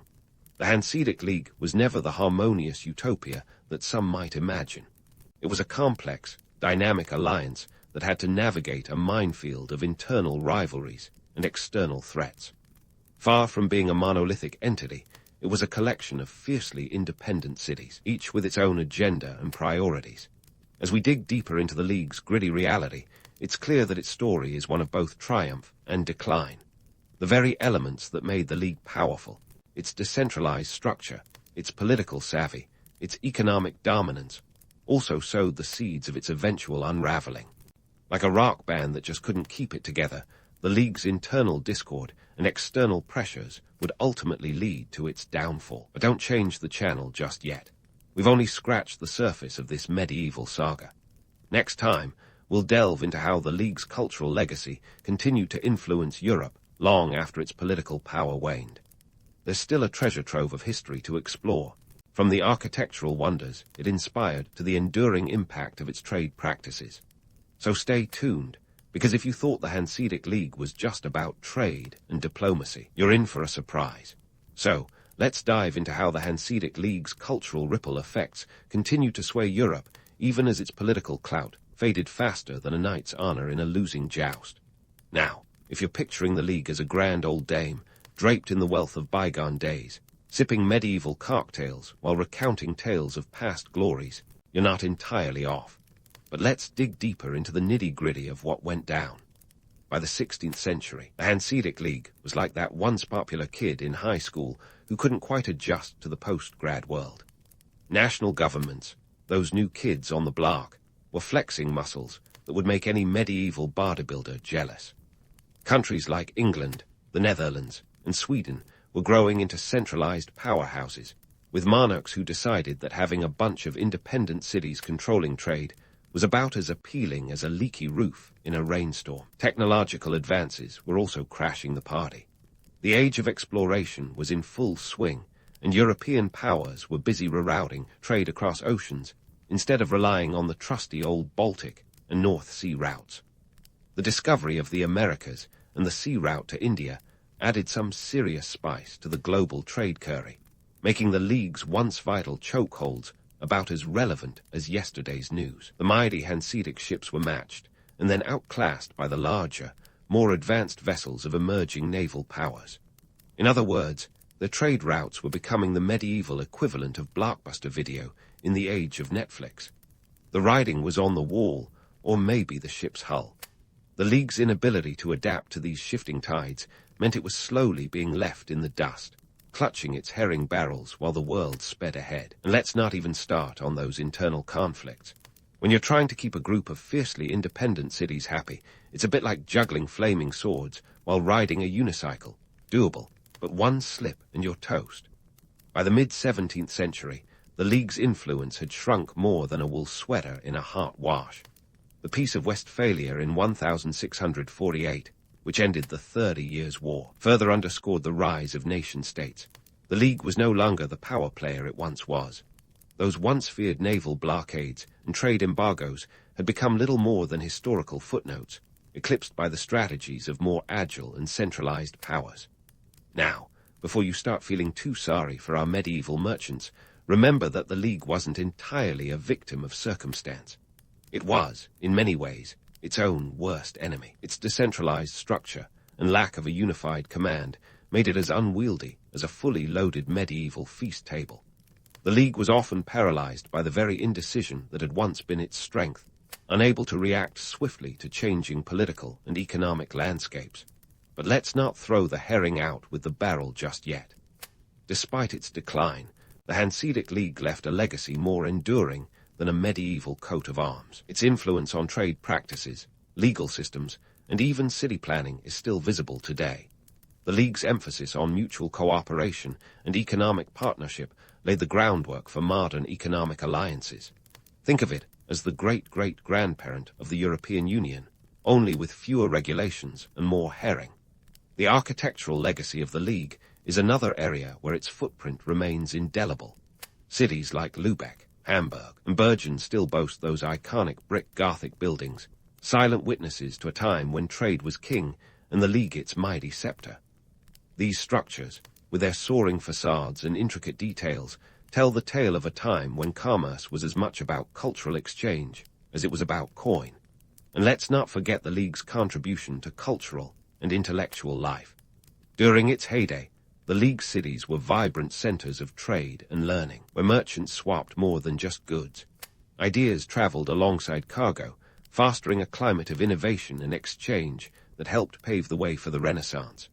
The League, in its own way, was a conduit for the spread of knowledge, a medieval internet humming with the chatter of 1,000 dialects. So, what's the takeaway from this saga of rise and fall? The Hanseatic League teaches us that even the most robust systems must evolve or face the inevitable curtain call. It's a reminder that change is the only constant, and that complacency can turn today's titan into tomorrow's trivia.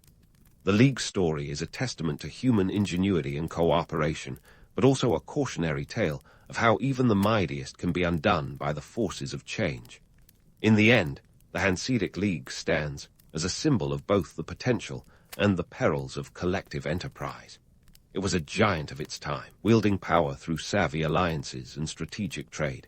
Yet, as with all empires, it faced its final sail, its influence fading like a sunset over the Baltic Sea. But its legacy, that's still very much alive, a testament to the enduring power of trade and the relentless march of history.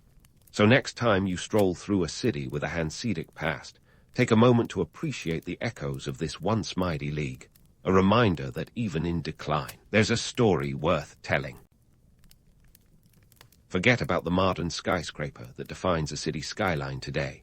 If you really want to talk about building tall stuff, you've got to tip your hat to the Maya civilization. These folks were the original high-rise innovators, stacking stone upon stone in a way that would make even the most seasoned construction worker break into a sweat. And let's be real, they did it all without the aid of cranes, bulldozers, or the caffeinated lifeline of a double espresso. The Mayans were erecting temples and pyramids that dared to poke the sky long before the notion of a skyscraper was dancing in the dreams of modern architects. The Maya civilization, which thrived from around 2000 BC to the 16th century AD, wasn't just about towering constructions. They were a sophisticated society, deeply invested in the arts, astronomy, mathematics, and yes, architecture. Picture this. You've got Tikal, one of the most significant ancient Maya urban centers, nestled in the steamy jungles of present-day Guatemala. This was no small village. It was a bustling metropolis with a population that peaked at approximately 100,000 people. That's like cramming the entire population of a mid-sized modern city into a space surrounded by dense rainforest. Now, here's the kicker. The sheer audacity of the Maya to build something like Tikal without the conveniences of modern machinery is nothing short of mind-blowing. These structures didn't just scrape the sky, they pierced it. Temple Roman IV, the tallest of Tikal's structures, stands at a staggering 230 feet. For those keeping score at home, that's about as tall as a 22-story building. And they did it using limestone blocks, carved by hand, transported by human muscle, and meticulously placed by the sheer will and ingenuity of Maya architects and laborers. The Maya managed to accomplish this without the luxury of a caffeine-fueled workforce, although one does wonder how many cacao beans changed hands to keep morale high. The Maya obsession with height wasn't purely about showing off, although let's face it, there was probably a healthy dose of that involved. The towering structures served as temples, places of worship, and platforms for astronomical observations. They were cultural beacons, religious centers, and a testament to the power and sophistication of the Maya elite who commissioned them. The buildings were strategically aligned with celestial events, proving that the Maya not only had a knack for architecture, but a keen understanding of the cosmos. They were like the Renaissance men of their time, if the Renaissance had happened a millennium earlier and involved more human sacrifice. Speaking of sacrifice, let's debunk a few myths while we're here. The romantic image of the Maya as peaceful astronomers is just a touch misleading. The reality is, they were a complex society with a penchant for warfare and the occasional ritualistic offering. But who isn't right? The important thing is that these practices were deeply intertwined with their architectural endeavors. Those grand temples weren't just there for stargazing. They were also the stage for ceremonies that were integral to Maya culture and religion. Financially speaking, building these structures wasn't a matter of throwing a few coins at the problem. It required vast resources, both in terms of materials and manpower. The limestone had to be quarried, transported, and carved, often from miles away. This wasn't just a weekend DIY project. This was a monumental investment of time, labor, and resources. The rulers who commissioned these projects were like the CEOs of ancient construction firms, managing logistics and labor in a way that would make a modern project manager nod in respect. Politically, these buildings were statements of power and prestige. They were the ancient equivalent of a big corporate headquarters. You knew who was in charge by the size and grandeur of their temple complexes. The higher the temple, the closer to the gods, or at least that was the idea. It was a game of one-upmanship that played out in stone and sweat. Tikal wasn't an isolated case. Other Maya cities like Palenque and Calakmul also boasted impressive architectural feats. Each city was like its own mini-empire, with its own style and innovations. Yet they all shared that common Maya love of reaching for the skies. They didn't have the luxury of steel frameworks or elevators, but they didn't need them. Their buildings were a blend of art, science, and spiritual devotion, a combination that's hard to come by in today's world of glass and concrete. So, next time you're craning your neck to admire a modern skyscraper, spare a thought for the Maya. They were defying gravity and pushing architectural boundaries long before the first blueprint for a high-rise was ever sketched. They built their dreams with their hands, their hearts, and a little bit of celestial guidance.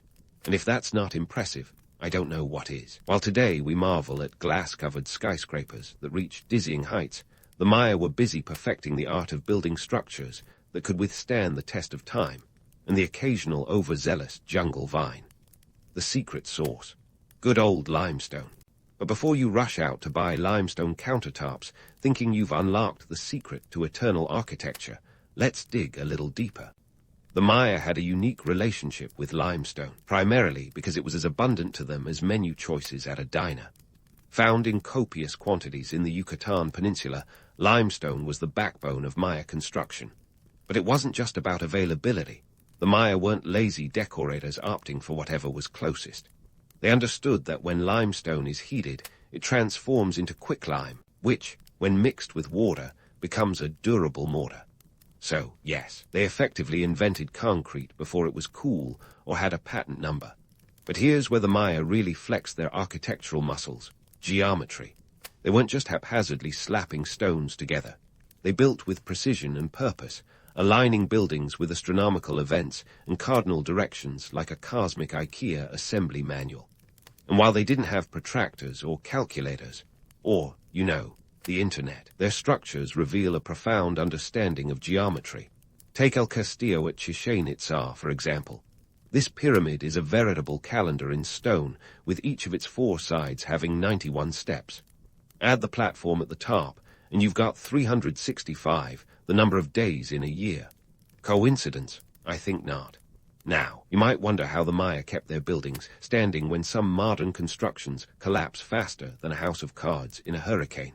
The secret lies in their awareness of acoustics and structural integrity. The Maya used corbel arches, a type of arch that distributes weight evenly, allowing their buildings to remain stable over centuries. They also understood that sound travels differently in their open plazas and high temples. At Chichén Itzá, clap your hands at the base of the pyramid, and you'll hear an echo that sounds like the call of the sacred Quetzal bird. Talk about acoustics that hit the right note, literally. Let's shift gears and talk about how these architectural wonders were more than just impressive feats of engineering. They were the tangible embodiment of a social hierarchy that could rival any office politics chart. At the top of the pyramid, quite literally, were the kings and the elite. They lived in palatial homes, as opulent as you could get in a civilization that considered jade the height of luxury. These structures were not just homes. They were symbols of power, designed to impress and intimidate. The king's palace in Palenque, for instance, was a sprawling complex complete with a tower, courtyards, and opulent carvings that shouted, "I'm the boss," without uttering a word. Meanwhile, down at ground level, commoners were busy building the very structures they couldn't enjoy. Their homes were modest, often simple wooden structures with thatched roofs.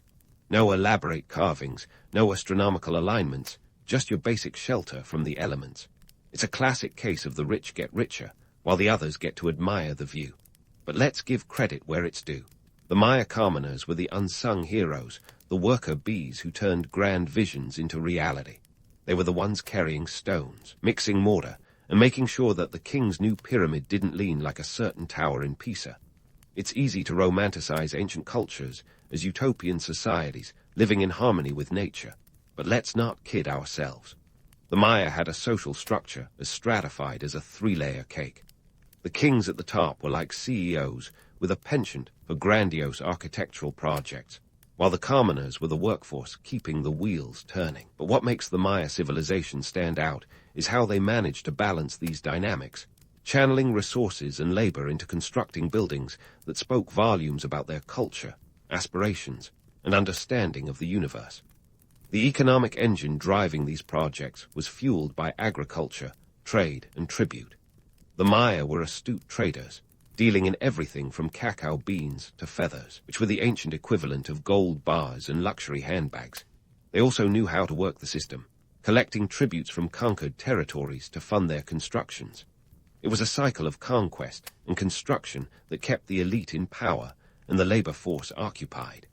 And while the commoners might have been sweating it out on the building site, the end result was a legacy of architectural brilliance that the world is still trying to wrap its head around. So, next time you're marveling at the latest cutting-edge stadium that might be a pile of rubble in a few decades, remember the Maya. They were building to last, creating structures with an eye on eternity, not just the next fiscal quarter. Their architecture was a testament to their ingenuity, their understanding of the natural world, and their complex social structure. They didn't just build buildings, they built a civilization that has stood the test of time, quite literally. So, while the Maya were busy building monuments that would make even the most ambitious urban planner feel like a slacker, they weren't just pulling limestone blocks out of thin air or drafting blueprints over a casual cup of cacao. No, the Maya had an economic engine that was more finely tuned than a luxury sports car. And it all started with their trade networks, which were the ancient equivalent of a well-oiled Amazon distribution system. Let's dive into the nitty-gritty of how the Maya financed these grand constructions. Spoiler alert, it wasn't by holding bake sales or crowdfunding. The Maya were expert traders, and for them, the Mesoamerican world was like a giant monopoly board, except instead of buying properties, they were trading goods. They had a penchant for exotic items, and their trade routes spanned from the highlands of Guatemala to the Yucatan Peninsula and beyond. They were exchanging everything from obsidian and jade to feathers and cacao beans. Imagine trading your favorite candy bar for a precious gemstone, kind of like that. And while cacao beans might not fuel your car, they were the currency of choice, sometimes doubling as tasty treats and economic assets. Now, let's talk numbers. The Maya civilization wasn't a small operation. It was a sprawling network of city-states, each with its own economy, much like the EU, but with more pyramids and fewer bureaucrats. Tikal, for instance, wasn't just a pretty face with towering temples. It was a commercial hub. Archaeologists have unearthed evidence of intensive trade, including pottery and tools that traveled hundreds of miles. They found jade from the Motagua Valley and obsidian blades from the Mexican highlands, proving that the Maya were not only builders, but also shrewd negotiators. But trade wasn't the only trick up their sleeves. The Maya were also adept at the art of tribute. In a move that would make modern tax collectors nod in approval, the Maya rulers demanded tributes from conquered territories.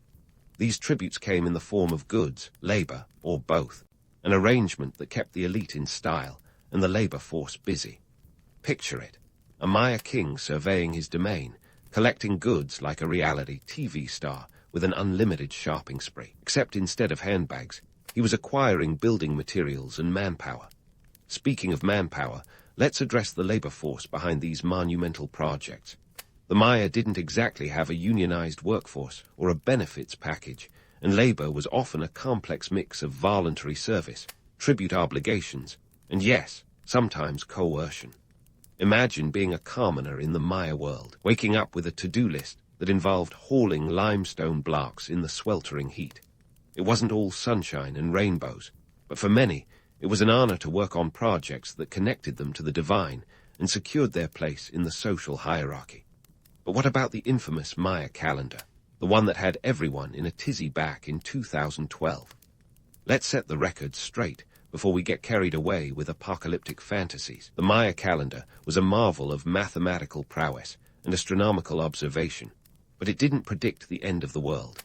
What it did do was mark cycles of time, sort of like your favorite app sending you a friendly reminder that it's time for your next renovation, not your last hurrah. The Maya calendar was built around the concept of backtons, periods of roughly 394 years. The end of a backton wasn't a doomsday prophecy. It was a time for renewal and reflection, a chance for the Maya to look at their crumbling pyramids and say, time for a makeover. And while the end of the 13th backton on December 21, 2012, sent modern folks into a frenzy for the Maya, it was like flipping the page of a planner and getting ready for the next chapter. So, let's put away our tinfoil hats and appreciate the calendar for what it was, a testament to Maya ingenuity and their deep understanding of time and the cosmos. Now, back to those trade networks that would have made Jeff Bezos blush. The Maya were not just swapping goods, they were exchanging ideas, technologies, and cultural practices. This cross-pollination enriched their civilization and helped fuel their architectural ambitions. The knowledge of metallurgy, for instance, wasn't native to the Maya, but was introduced through trade.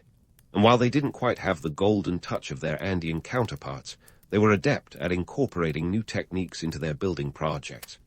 The Maya economic engine was a complex system of give and take, a delicate balance of trade, tribute, and labor that kept their civilization humming along. It wasn't without its challenges, but the Maya managed to create a society that could produce some of the most enduring architectural wonders in history. They didn't just build buildings, they built a legacy, one that continues to captivate and mystify us today. As we wrap up this leg of our journey through Maya architecture, remember that these structures were more than just piles of stone. They were the result of a sophisticated economic system, a testament to the power dynamics of the Maya world, and a reflection of their deep connection to the cosmos. And while the Maya might not have had cranes or bulldozers, they had something far more valuable, a vision that reached beyond the horizon, a drive that pushed them to the limits of what was possible, and an economic engine that kept the wheels turning. So, next time you're lamenting the cost of a home renovation, spare a thought for the Maya. They were the original masters of the grand design, building not just for the present, but for eternity. While the Maya may have been laying the groundwork for timeless architecture with an economy more complex than your last tax return, they weren't just building for the sake of building.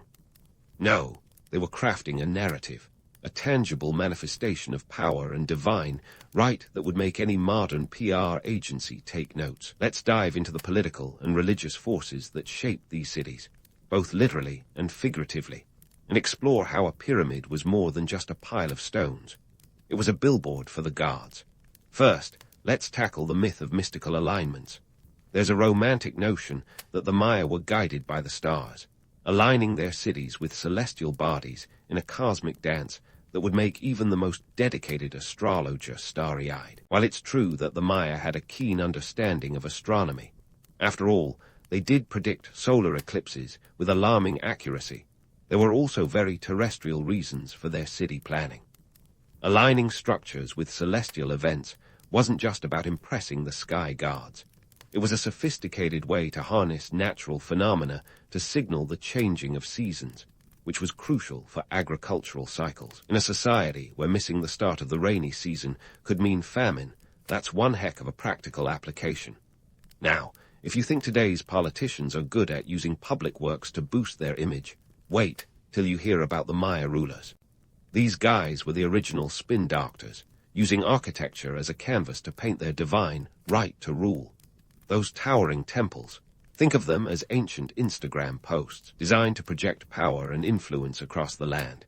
Each stone was a status update, broadcasting to the world that the king was not just a man, but a God-ordained ruler with a direct line to the divine. And let me tell you, nothing says, "I'm the chosen one," quite like a 230-foot temple piercing the sky. Politically, the Maya world was as fragmented as a jigsaw puzzle, missing a few pieces. Various city-states like Tikal, Calakmul, and Kapan were vying for dominance, each trying to outdo the other in a game of architectural one-upmanship. Picture this, a Maya king surveying the skyline, contemplating how to make his mark as the reigning alpha. The answer: build higher, build grander, and make sure everyone knows who's boss. And if that meant exhausting the local limestone supply or drafting half the population into labor, so be it. The stakes were high, and the prize was eternal glory. Religion was the glue that held this political narrative together. The Maya didn't separate church and state. They intertwined them like vines around a temple column. Kings were not just rulers. They were divine intermediaries, bridging the gap between the mortal and the celestial. The architecture reflected this, serving both as a stage for religious ceremonies and as a symbol of the king's divine favor. When a king commissioned a new temple, it wasn't just an act of piety. It was a declaration of his divine right to rule. And in a world where divine favor could make or break a kingdom, that was a message worth carving in stone. Let's also clear up the misconception that the Maya were some kind of peace-loving society, gazing at stars while humming cumbia. The reality was far grittier. Warfare was a constant threat, and city-states engaged in battles that could rival any modern conflict. Architecture was part of the military strategy, with cities designed to withstand sieges and fortifications strategically placed to protect vital resources. The grand plazas that might seem like peaceful gathering places were also designed for defense, capable of being transformed into battlegrounds at a moment's notice. Economically, these architectural undertakings were the lifeblood of the Maya political machine. The construction projects provided employment, stimulated trade, and served as a means of redistributing wealth. Tribute from conquered territories flowed into the coffers, funding the next grand project. It was a cycle of conquest and construction that kept the Maya elite in power and the labor force in check. And while the commoners might not have reaped the immediate benefits, their participation was a vital cog in the machine of Maya society. Now, a word on those grandiose PR stunts. One of the most famous examples is the Temple of the Great Jaguar at Tikal. Commissioned by Jasor Chan Kawil I in the 8th century AD, this towering structure wasn't just a place of worship. It was a testament to his reign. Standing at about 154 feet, it was the ancient equivalent of a Times Square billboard, proclaiming his conquest over rival cities and his divine favor. The message was clear. The gods were on his side, and to question his rule was to question the cosmos itself. In the end, the Maya didn't just build cities. They built stories, narratives carved in stone that spoke of power, divinity, and the eternal dance between the heavens and the earth. Their architecture was a language, a means of communicating complex ideas about society, religion, and politics. Each temple, each pyramid, was a chapter in the epic tale of the Maya civilization, a story that continues to captivate and perplex us today. So, as we leave this chapter open for further exploration, remember that the Maya weren't just stacking stones. They were constructing a legacy, a testament to their ingenuity and vision. Their cities were more than just places to live. They were embodiments of power, divine right, and the cosmic order. And while the myths may be enticing, the reality is even more compelling. The Maya understood that to build was to leave a mark on history, a mark that would endure long after their civilization had faded into the jungle. Yet as the last echoes of the Maya civilization fade into the distant past, their architectural feats remain standing as silent witnesses to an extraordinary legacy. For those of us in the modern world, there's more to these ancient structures than meets the eye. Yes, they're the ultimate Instagram backdrop. But beyond the filtered photos, they offer a treasure trove of knowledge that today's engineers and architects can still learn from. First off, let's talk about sustainability. The Maya were the original champions of eco-friendly building. Centuries before climate change made it onto our radar. Using local materials like limestone, they crafted structures that blended seamlessly with their environment. And they didn't just slap together any old pile of rocks. Their buildings were designed for optimal airflow, natural lighting, and even rainwater collection. In contrast, many modern buildings seem to be designed to bake in the sun and guzzle energy like a frat boy at a keg party. We could learn a thing or two from the Maya about working with nature rather than against it. Then there's the matter of cultural tourism. The Maya pyramids and temples are like catnip for history buffs and tourists alike, drawing millions to places like Chichen Itza and Tikal each year. We're talking about a boost to local economies that would make any community college economics professor raise an eyebrow. In Mexico alone, Chichen Itza sees more than 2 million visitors annually, bringing in an estimated $10 million in revenue. These ancient sites are economic lifelines, employing locals and funding preservation efforts that ensure the monuments endure for future generations. But as with any good story, there are myths to debunk. Chief among them is the notion of the Mayas' mysterious disappearance. Spoiler alert, they didn't vanish into thin air or ascend to some extraterrestrial paradise. Instead, the Maya society experienced a gradual decline due to a combination of factors: prolonged drought, overpopulation, deforestation, and internal strife. By around 900 AD, many of the southern lowland cities had been abandoned. But let's not write their epitaph just yet. The Maya people didn't disappear. They adapted, and many of their descendants still live in the region today, maintaining their rich cultural heritage. Now, while the collapse of their urban centers might sound like the stuff of apocalypse movies, it wasn't some overnight debacle. It was more like a slow, drawn-out drama, the plot twist at every turn. Imagine a civilization grappling with climate change, political unrest, and a crumbling infrastructure. Sound familiar? It's a cautionary tale that echoes through the ages, a reminder that even the mightiest societies are vulnerable to the forces of nature and human folly.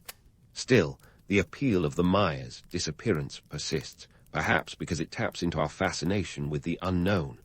Who doesn't love a good mystery? But the real story is far more nuanced, and dare I say, relatable. It's not about aliens or Atlantis. It's about real people facing real challenges, adapting to changing circumstances, and leaving a legacy that continues to inspire awe. And inspire it does. Modern architects and urban planners are increasingly turning to the past for solutions to current and future challenges. The Mayas' understanding of sustainable building practices is more relevant than ever as we confront our environmental impact. Their emphasis on blending construction with the natural landscape offers a blueprint for creating resilient, sustainable communities. We might not be building temples to the gods, but we are looking for ways to build smarter, greener cities. In the end, the true legacy of Maya architecture is not just in the stones they stacked or the temples they built. It's in the ideas they left behind, the lessons we can glean from their successes and failures.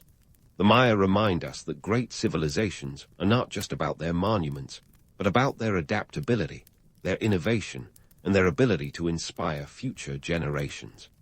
As we stare up at their towering pyramids, we're not just looking at relics of the past, we're gazing into a mirror, reflecting our own aspirations and challenges. So, as we bid farewell to the Maya's world, let's remember that their story is not just about what was, but also about what can be. Their architecture is a testament to human ingenuity, a reminder that even in the face of adversity, we can reach for the skies and leave a legacy that endures. The Maya didn't just build for their time, they built for all time. And in that, they set a standard that challenges us to do the same. In the world of ancient civilizations, the Egyptians were the rock stars of communication, literally. Around 3200 BCE, they decided that simply grunting and pointing wasn't cutting it anymore. So they invented hieroglyphs, the original emojis of the ancient world. These symbols were a step up from the caveman aesthetic, and they weren't just doodles for fun. They were a way for the Egyptians to flex their civilization muscles, documenting everything from shopping lists to epic tales of gods and pharaohs carved meticulously into stone. Now, before you get too swept away by the romance of it all, let's talk about the harsh reality of being an ancient Egyptian scribe. Imagine waking up at the crack of dawn. Your coffee is more like a cup of barley beer, and your workstation is a slab of limestone. Your boss, probably a high priest or a royal advisor with zero patience for spelling mistakes. You see, when you're chiseling symbols into stone, there's no backspace key. One slip, and you might find yourself chiseling tomb inscriptions instead of the pharaoh's latest decree. The early scribes were the unsung heroes of their time, wrestling with Stone Age spell-check problems. You could say they were the original do-it-yourself types, long before Pinterest made it cool. But let's not pretend it was all sunshine and papyrus scrolls. These guys worked long hours, meticulously carving tiny pictures that had to be understandable enough to convey something as mundane as bring more grain, or as profound as Osiris demands offerings. Their wrists must have been made of granite themselves, given the repetitive strain injuries they probably suffered. Hieroglyphs were more than just a pretty way to decorate the temples and tombs. They were a tool of power.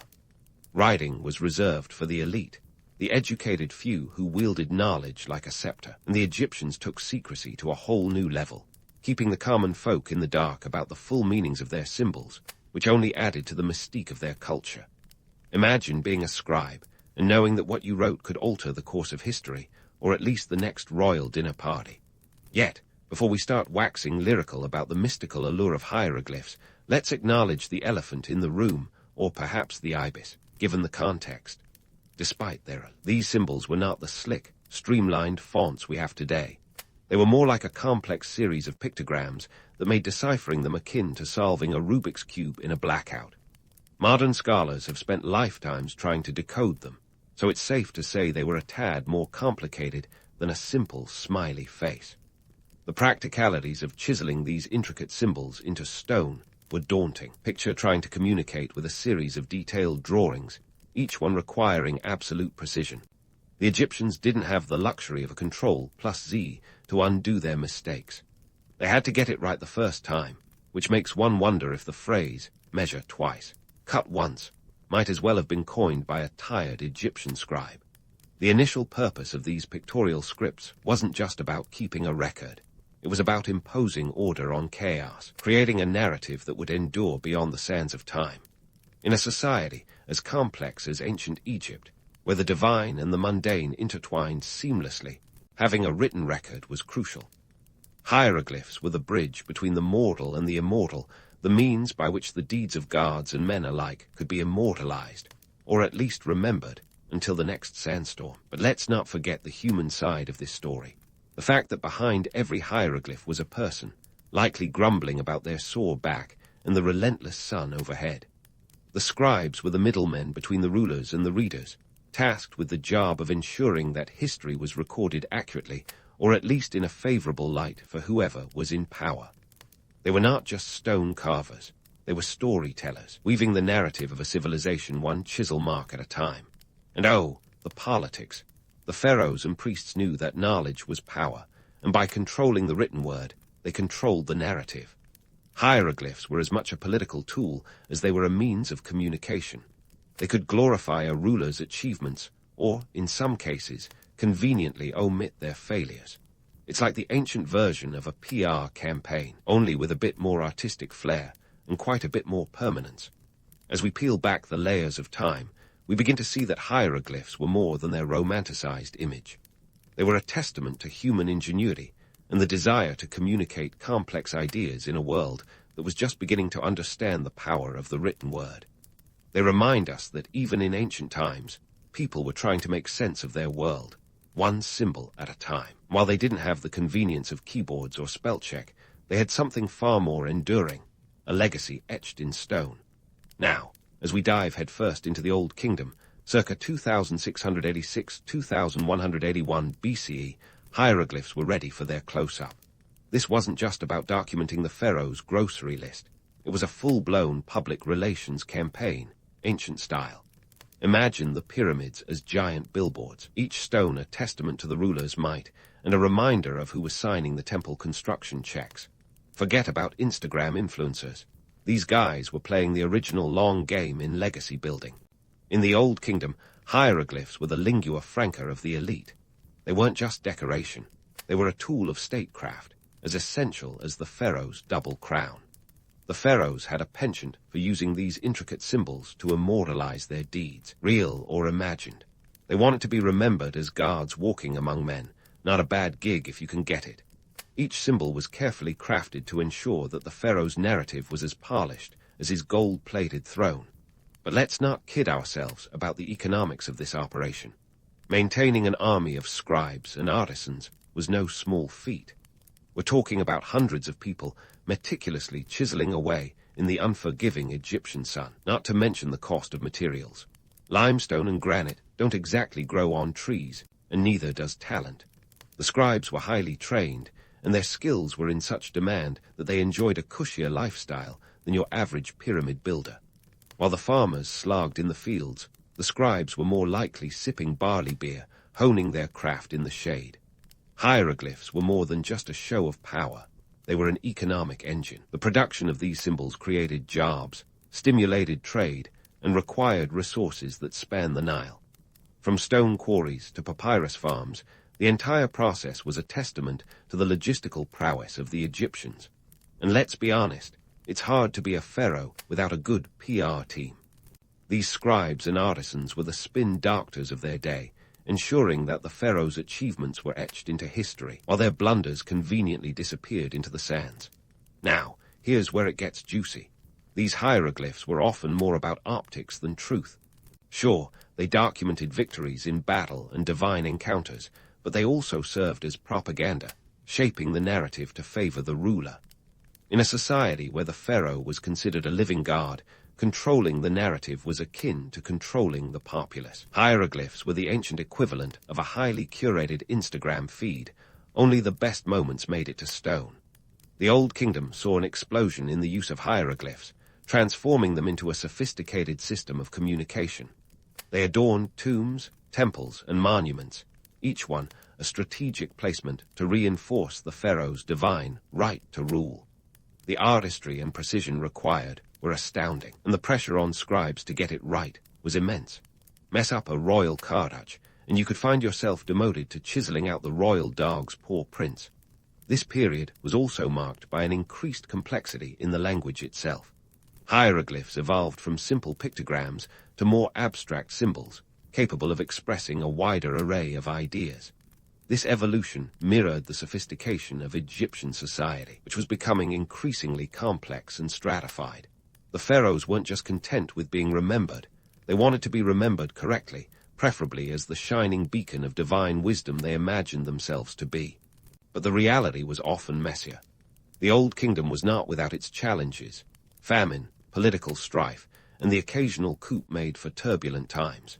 Yet, the hieroglyphs painted a picture of stability and prosperity. It was as if the pharaohs were trying to will their version of reality into existence, using stone as their medium.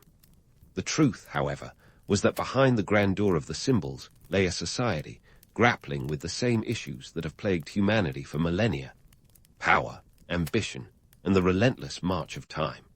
So, while we might be tempted to romanticize the golden age of hieroglyphs, let's remember that they were as much about obscuring reality as they were about capturing it. These symbols have endured for thousands of years, whispering tales of glory and splendor, but also hinting at the complexities and contradictions of a civilization that was both ahead of its time and undeniably human in its flaws. In the end, the legacy of the Old Kingdom's hieroglyphs isn't just about what they recorded. It's about what they represented: a civilization striving to transcend the mortal coil, one chisel stroke at a time. As we continue to delve into the evolution of these enigmatic symbols, we'll uncover more of their secrets and see how they continue to shape the narrative of a civilization that was as vast and varied as the desert sands surrounding it. But that, my friends, is a story for another day. Stay tuned as we unravel the mysteries of the Middle Kingdom and beyond, where hieroglyphs would find new life and new meanings in the ever-changing landscape of ancient Egypt. As we pivot into the Middle Kingdom, circa 2055 to 1650 BCE, the land of the pharaohs was undergoing a renaissance of sorts. The Old Kingdom's pyramid-building extravaganza had given way to a period of introspection and reform. It was like Egypt hit the pause button on its colossal construction projects to tune into the political and social playlist of the times. Hieroglyphs, ever the adaptable tool of the elite, evolved right alongside these changes, becoming not just a medium of expression, but a symbol of the era's sophistication. Now, let's not pretend this was a smooth transition. The Middle Kingdom kicked off with a bang, a series of civil wars that would have made Game of Thrones seem like a friendly family squabble.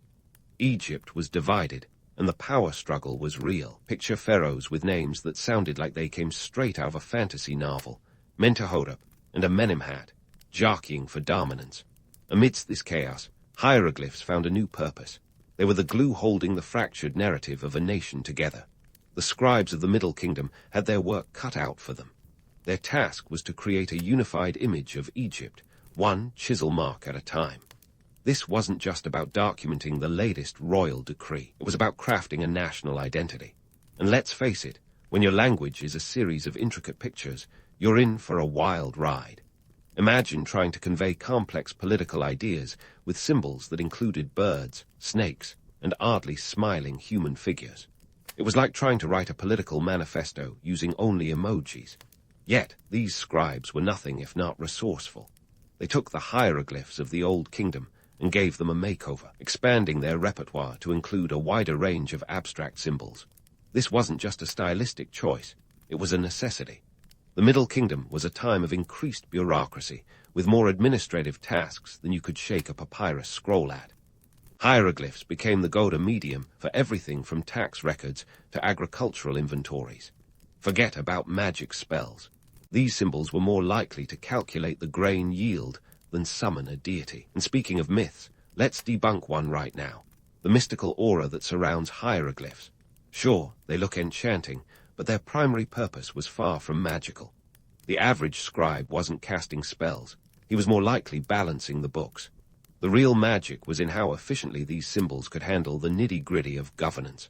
Hieroglyphs were the Excel spreadsheets of ancient Egypt, managing everything from temple donations to military logistics. They were the unsung heroes of administration, silently ensuring that the wheels of Egyptian society kept turning. But let's not ignore the pitfalls of using a language made entirely of pictures. Imagine the confusion when a symbol for duck could also mean sun, depending on its context.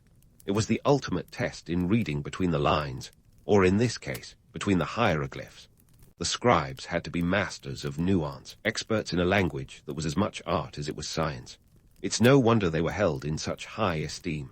Their work was the backbone of a civilization, even if it occasionally resulted in a few humorous misunderstandings. Now, let's talk economics. The Middle Kingdom was marked by a centralization of power and resources, which meant that the production and management of hieroglyphs were more vital than ever. The scribes, now indispensable to the state, enjoyed an elevated status. They were the rock stars of the bureaucratic world, their skills in high demand as the pharaohs sought to tighten their grip on the kingdom. This was a time when knowledge was power, and the scribes were the gatekeepers of that knowledge. However, this newfound sophistication came with its own set of challenges. The political landscape was as volatile as the Nile during flood season. Pharaohs came and went, each with their own vision for Egypt, and the hieroglyphs had to adapt accordingly. They were the mirrors reflecting the ambitions of their rulers, constantly reshaping themselves to fit the narrative of the day. It was a delicate dance between maintaining tradition and embracing innovation, a balancing act that the scribes navigated with remarkable finesse. As we dig deeper into this era, it becomes clear that the Middle Kingdom was a time of transformation. Hieroglyphs, once the preserve of the elite, began to trickle down the social ladder. They appeared not just on grand monuments, but also in more mundane settings, like the walls of tombs belonging to lower-ranking officials. This democratization of hieroglyphs was a subtle shift, but a significant one. It marked the beginning of a more inclusive narrative, where even the less exalted could leave their mark on history. Of course, with great power comes great responsibility, or at least a fair amount of pressure. The scribes were expected to uphold the pharaoh's image, ensuring that every symbol was perfectly aligned with official doctrine. One misstep, and they risked falling out of favor faster than you could say Ankh. This wasn't just about artistic integrity. It was a matter of political survival. The stakes were high, and the scribes had to be as sharp as their chisels to keep up with the ever-changing demands of their rulers. And let's not forget the role of these hieroglyphs in diplomacy. The Middle Kingdom saw Egypt extending its influence beyond its borders, engaging in trade and negotiations with neighboring regions. Hieroglyphs became a tool of diplomacy, used to communicate treaties and alliances. They were the original international language, a visual shorthand that transcended linguistic barriers. This was a time when the pen, or in this case, the chisel, was mightier than the sword, and the scribes were the diplomats of discourse. All in all, the Middle Kingdom was a period of reinvention, both for Egypt and its hieroglyphs. These symbols, once the exclusive domain of the elite, were evolving into a more versatile and inclusive system of communication. They were the storytellers of the age, capturing the essence of a civilization that was constantly redefining itself. With each new pharaoh, each new dynasty, the hieroglyphs adapted. reflecting the ambitions and aspirations of a society on the move. As we leave the Middle Kingdom behind, the story of hieroglyphs is far from over. They have weathered the storms of political upheaval and societal change, emerging stronger and more sophisticated than ever.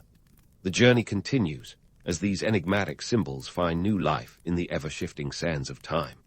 Stay tuned as we delve into the complexities of the New Kingdom, where hieroglyphs would reach new heights of artistic and administrative mastery. But for now, let's appreciate the resilience and ingenuity of a language that has captured the imagination of generations, one symbol at a time. As the Middle Kingdom era fades into the rearview of history, the New Kingdom emerges, ready to dial everything up to 11. This was not a time for half measures. It was Egypt's imperial phase, when the pharaohs went big or went home, preferably to a palace dripping with gold. Hieroglyphs, already the darlings of Egyptian culture, truly hit their stride during this period, like a classic rock band finally releasing their greatest hit. These symbols didn't just adorn tombs and temples, they were the very fabric of the state's identity, wielded with precision and panache. We're talking about a time when the likes of Hatshepsut, Ramses Roman II, and Tutankhamun were the headliners. During their reigns, hieroglyphs evolved into an art form that was as much about style as substance. They were everywhere, from the monumental columns of Karnak to the intricate tombs in the Valley of the Kings. The Egyptians didn't do things by halves. If they were going to carve a message into stone, it was going to be epic and costly.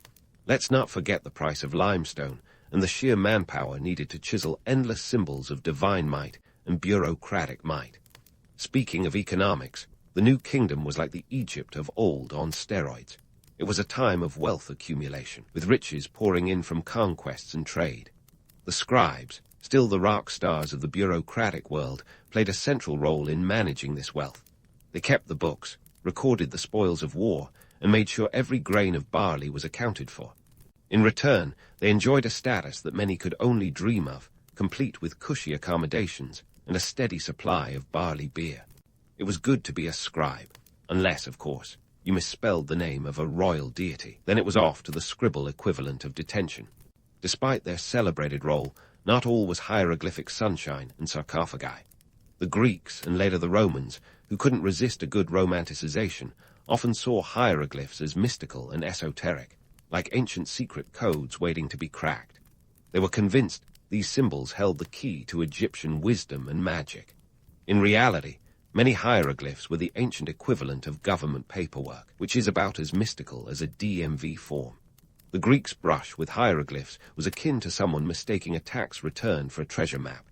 Enter the Rosetta Stone, the linguistic Rosetta Stone, unearthed in 1799 by French soldiers. And no, not the language-learning software.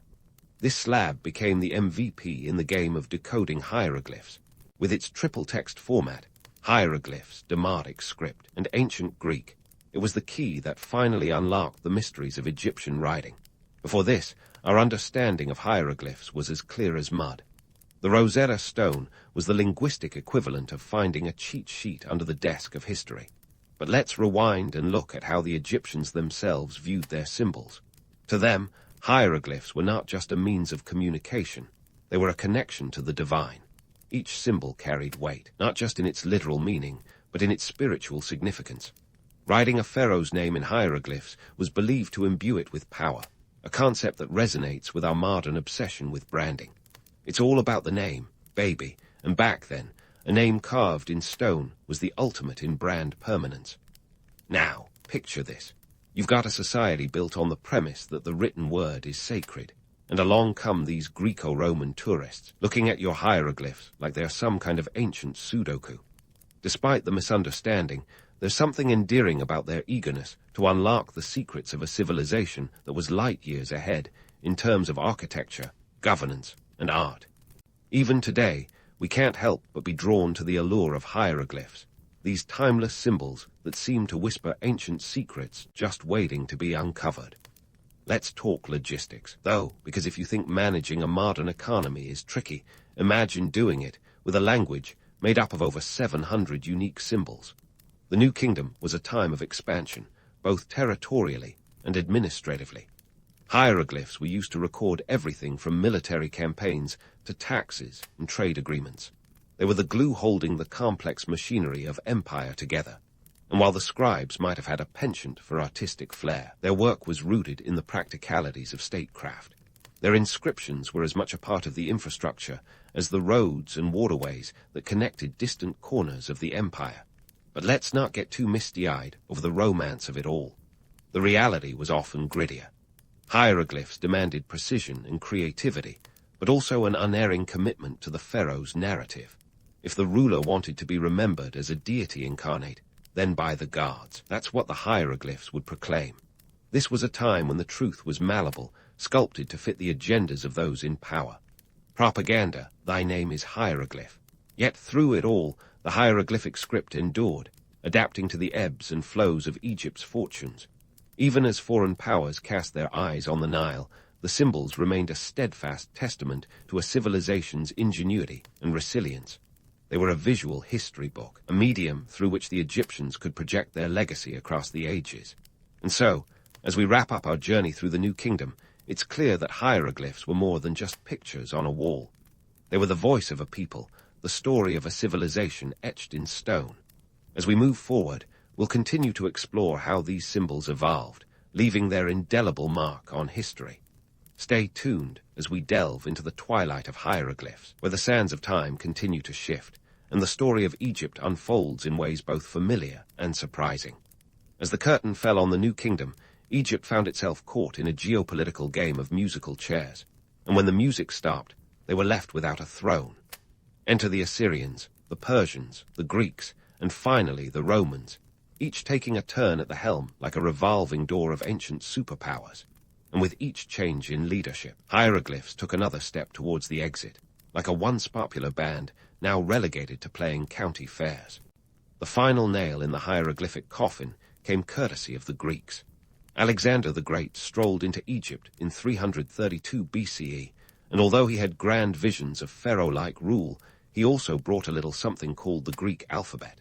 Soon, the administrative language shifted to Greek, then later Latin under Roman rule, leaving hieroglyphs to gather dust like forgotten vinyl records in a digital age. But let's not blame the Greeks and Romans entirely. Hieroglyphs had their own fatal flaw, complexity. With over 700 symbols to master, learning to read and write them was a commitment akin to binge-watching all episodes of a long-running TV series. By the time Cleopatra Roman 7 came along in the 1st century BCE, the writing was literally on the wall. Hieroglyphs were on life support, used mostly for ceremonial purposes. Cleopatra herself was more likely to pen a love letter in Greek than scratch out a hieroglyphic sonnet. Fast forward to the end of the Roman Empire, and hieroglyphs had all but vanished, like a language no one bothered to teach in school anymore. They became a subject of myth and mystery, the supposed arcane wisdom of a bygone era. For over 1,000 years they lay dormant, their secrets locked away, waiting for someone to find the key. Into the 19th century, an era of exploration, colonialism, and wait for it, Egyptomania. In 1799, the Rosetta Stone was discovered near the town of Rosetta, modern-day Rashid, Egypt, by French soldiers. This slab was the linguistic jackpot, a trilingual text in Greek, Demotic, and hieroglyphs. It was like finding a lost manual for an ancient operating system. The race was on to crack the code, with scholars from all over Europe vying for the intellectual glory. It was Jean-François Champollion, a French linguist with a knack for ancient languages, who finally cracked the code in 1822. He realized that hieroglyphs were a complex system of phonetic and ideographic symbols. Think of them as the original alphabet soup. With the rediscovery of hieroglyphs came a renewed fascination with ancient Egypt, one that persists to this day. Suddenly, those enigmatic symbols weren't just pretty pictures, but a window into the world of pharaohs, gods, and everyday life along the Nile. Archaeologists and historians could now read ancient texts, uncovering the secrets of a civilization that had once been the epitome of power and sophistication. It was like opening a time capsule, revealing everything from religious rituals to royal decrees. Yet, while hieroglyphs had been romanticized as mystical and otherworldly, the reality was often far more mundane. These symbols were as likely to be found on a tax ledger as they were on a temple wall. They were the bureaucratic backbone of a society that prized order and record-keeping. And let's face it, nothing says eternal legacy quite like chiseling your grocery list into stone. The irony, of course, is that hieroglyphs, once the cutting-edge technology of their time, became the stuff of legend precisely because they were so thoroughly forgotten. It's a reminder that today's innovation can become tomorrow's curiosity. Who knows, maybe someday future historians will marvel at our obsession with emojis, deciphering them to understand our own culture's idiosyncrasies. As we wrap up this journey through the world of hieroglyphs, it's clear that these symbols were more than just a means of communication. They were a testament to human ingenuity, a way to bridge the mortal and the divine, the literal and the metaphorical. They remind us that history is often written and rewritten by those who come after. In the end, hieroglyphs are a symbol of the enduring human desire to leave a mark, to be remembered, to tell our stories in a way that transcends time. So, the next time you see a hieroglyph, remember that it's not just an ancient doodle, but a piece of a larger narrative, a narrative that continues to intrigue, inspire, and inform us even today. In the grand tapestry of history, hieroglyphs are one of the most colorful threads, weaving a story of a civilization that was both grand and grounded in the practicalities of life along the Nile. And that, my friends, is the true legacy of hieroglyphs. A bridge across the ages, connecting us to the past while illuminating the present. In the grand symphony of history, the 12th century was a crescendo of chaos, where France decided that heaven should be just a little closer to earth. Enter Gothic architecture, a style so ambitious it looked like medieval architects were trying to poke God in the eye with a spire. But why the sudden obsession with all things tall, pointy, and intricate? Simple. It was a time when showing off wasn't just a hobby, it was a full-blown economic strategy. France, the epicenter of this architectural revolution, was emerging from the Dark Ages like a teenager discovering eyeliner for the first time. The country was flush with cash, thanks to a burgeoning agricultural economy and the ever-present church coffers. It turns out peasants working the fields and paying tithes can really boost the national bank account. With money flowing, the stage was set for a building boom, and what better way to flaunt wealth than to erect colossal structures that screamed, "My God is bigger than yours." Now, medieval folks didn't wake up one day and decide that Gothic was the new black. This architectural fad was born from a mix of necessity, politics, and a sprinkle of divine inspiration. The Romanesque style, with its thick walls and small windows, was so last century. People wanted more light, more height, and most importantly, more drama. And so, the Gothic cathedral was born, a place where stone and stained glass told stories as vividly as the latest Netflix series. The poster child of this architectural movement was the Abbey of Saint Denis, just north of Paris. Spearheaded by Abbot Suger, a man whose vision was as grand as his name was short, Saint Denis became the template for Gothic cathedrals everywhere. Suger's philosophy was simple: let there be light, and not just any light, the kind that pours through kaleidoscopic stained glass, casting divine stories under the stone floors. Suger was a master of PR, turning architecture into a divine spectacle and making sure everyone knew about it. Now, let's talk about those flying buttresses, possibly the most misunderstood architectural feature of the medieval world. To the untrained eye, they look like the romantic whims of architects with too much stone on their hands. But these bad boys were all about practicality. Gothic cathedrals were pushing boundaries, quite literally, by reaching for the heavens. The problem? Gravity. Those massive walls needed support, and the flying buttress was the unsung hero holding it all together. Sure, they looked impressive, but in the world of medieval construction, they were the equivalent of a safety net for acrobats. But let's not forget, this architectural arms race wasn't just about divine aspirations. It was also a statement of power. In a time when kingdoms were as stable as a toddler on a sugar high, cathedrals stood as enduring symbols of strength and unity. They were the medieval equivalent of saying, we're not just surviving, we're thriving. And thrive they did, with cities vying to outdo one another, each cathedral more magnificent than the last. Of course, all this grandeur didn't come cheap. Building a Gothic cathedral was like hosting the Olympics, an enormous expense that took decades, sometimes centuries, to complete. Notre Dame de Paris, for instance, took over a century to finish, and that was with all hands on deck. These projects were the ultimate team effort, with everyone from stone masons to glassblowers playing a crucial role. In the end, Gothic architecture was more than just a style. It was a testament to human ambition and ingenuity. It was about reaching for the impossible, and sometimes actually getting there. So the next time you marvel at a Gothic cathedral, remember it wasn't just built on stone and glass. It was built on dreams, divine aspirations, and a dash of medieval bravado. And maybe, just maybe, a little bit of showing off. And speaking of reaching for the impossible, let's dive into the nuts and bolts, or should we say stones and arches, of Gothic design. This was a time when architects weren't just content with building something solid. They wanted to defy the very laws of physics. Enter the ribbed vaults and pointed arches, two innovations that were the architectural equivalent of discovering fire. Now, if you're wondering why medieval architects suddenly became obsessed with ribbed vaults, it wasn't just because they wanted to show off their stone carving skills. The ribbed vault was a game changer, allowing for lighter roofs that didn't need to rest on hefty walls thicker than a snobby aristocrat's ego. The idea was simple yet revolutionary. These intersecting stone ribs were like the skeleton of a building, distributing weight more evenly and enabling walls to be thinner and windows larger. Imagine upgrading from a Nokia brick phone to the latest smartphone.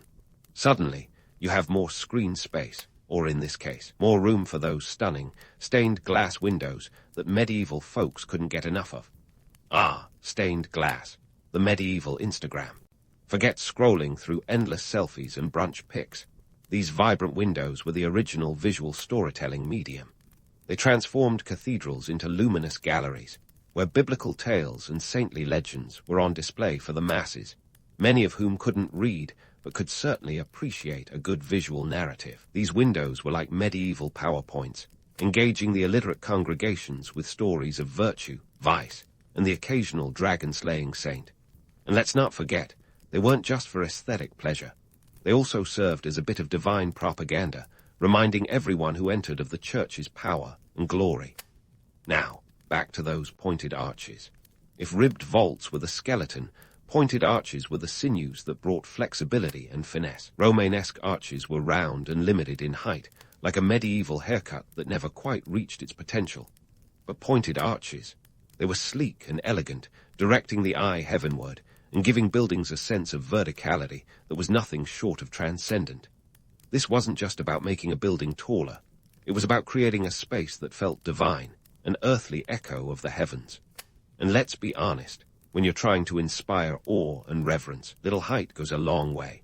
But all this reaching for the skies wasn't without its challenges. Medieval architects were a bit like Icarus, flying close to the sun with their lofty ambitions.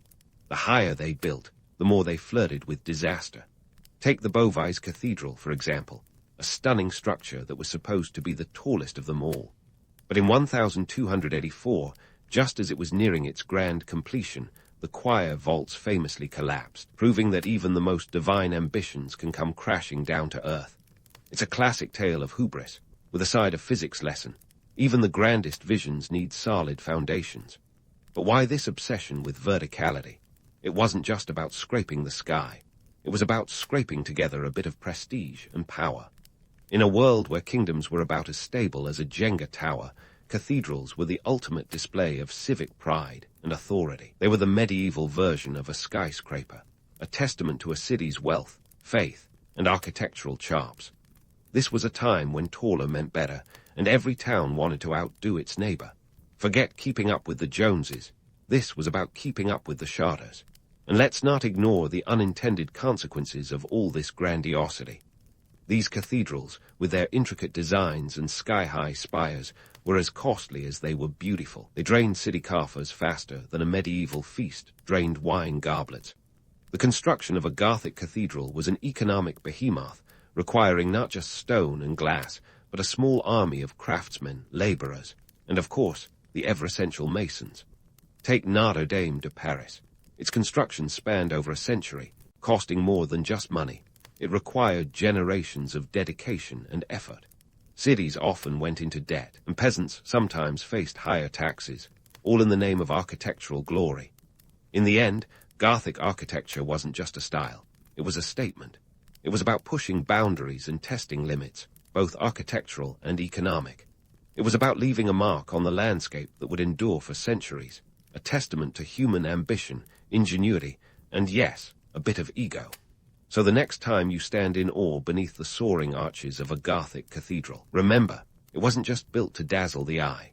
It was built to tell a story of faith, of power, and of a time when reaching for the heavens was as much about earthly prestige as it was about divine aspiration. But let's not get too misty-eyed over those soaring Gothic cathedrals just yet. As much as they seem like a medieval love letter to God, they were also the product of some serious cross-border rivalry and a splash of good old-fashioned greed. You see, Gothic craze wasn't confined to France. It spread across Europe like a medieval fashion trend, with each region putting its own spin on the style, much like how we all have our own take on avocado toast, some with a sprinkle of feta, others with a dash of regret. Take England, for instance. The English didn't just adopt Gothic architecture, they gave it a royal makeover.